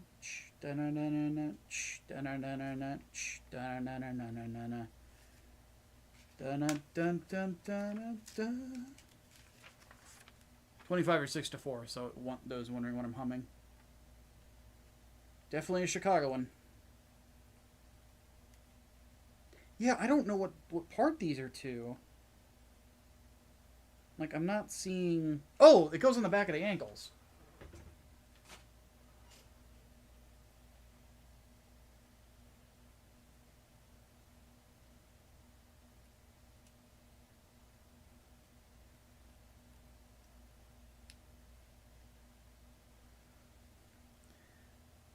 The unfortunate thing of being from Chicago and knowing songs by the band Chicago is somebody's going to bring up Little Nicky.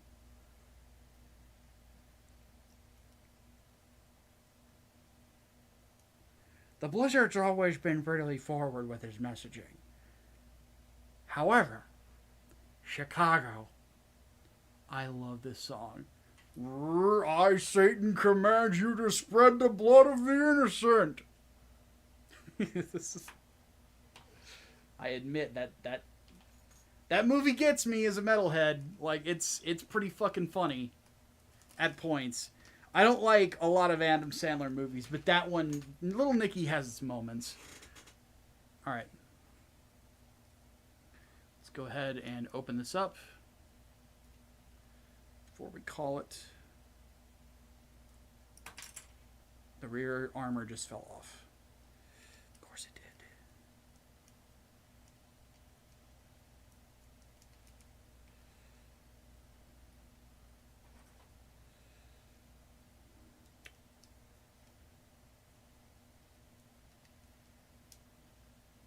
Oh, yeah. We making progress, boys.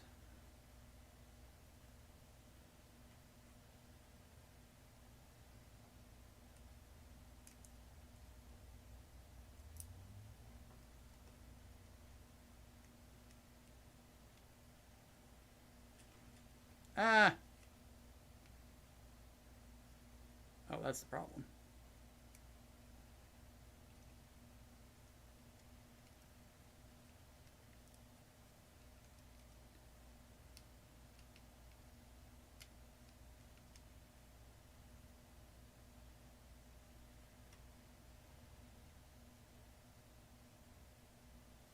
There we go. Legs are on.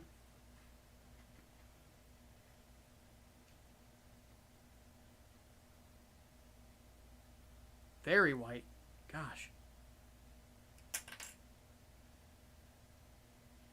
That didn't happen. You didn't see that. That didn't happen. You see nothing. You see nothing.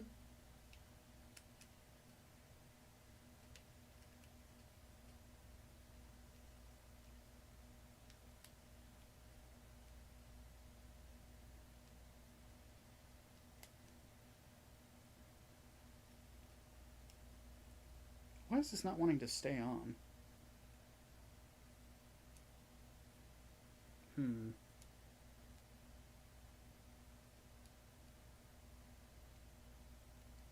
There it goes. Beautiful. Yeah, looking good so far. So we will set him here. I will work on the rest of his legs.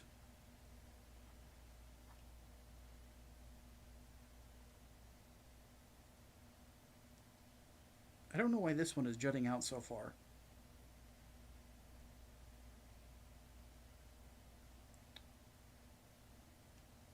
But I will fix that on my time. I appreciate everybody coming and hanging out. Thank you for the super chats and everything as well. Every little bit, as I say, helps. I will be back probably in the next couple days then, because people say they want it. And we will hopefully finish this guy up. What I will probably do, I'll do the rest of the feet on my own time, and then we'll do the arms next time. So, I will catch you guys later. Have yourselves a great what little is left of your weekend. Have a good Monday. I'll see you in the next couple days.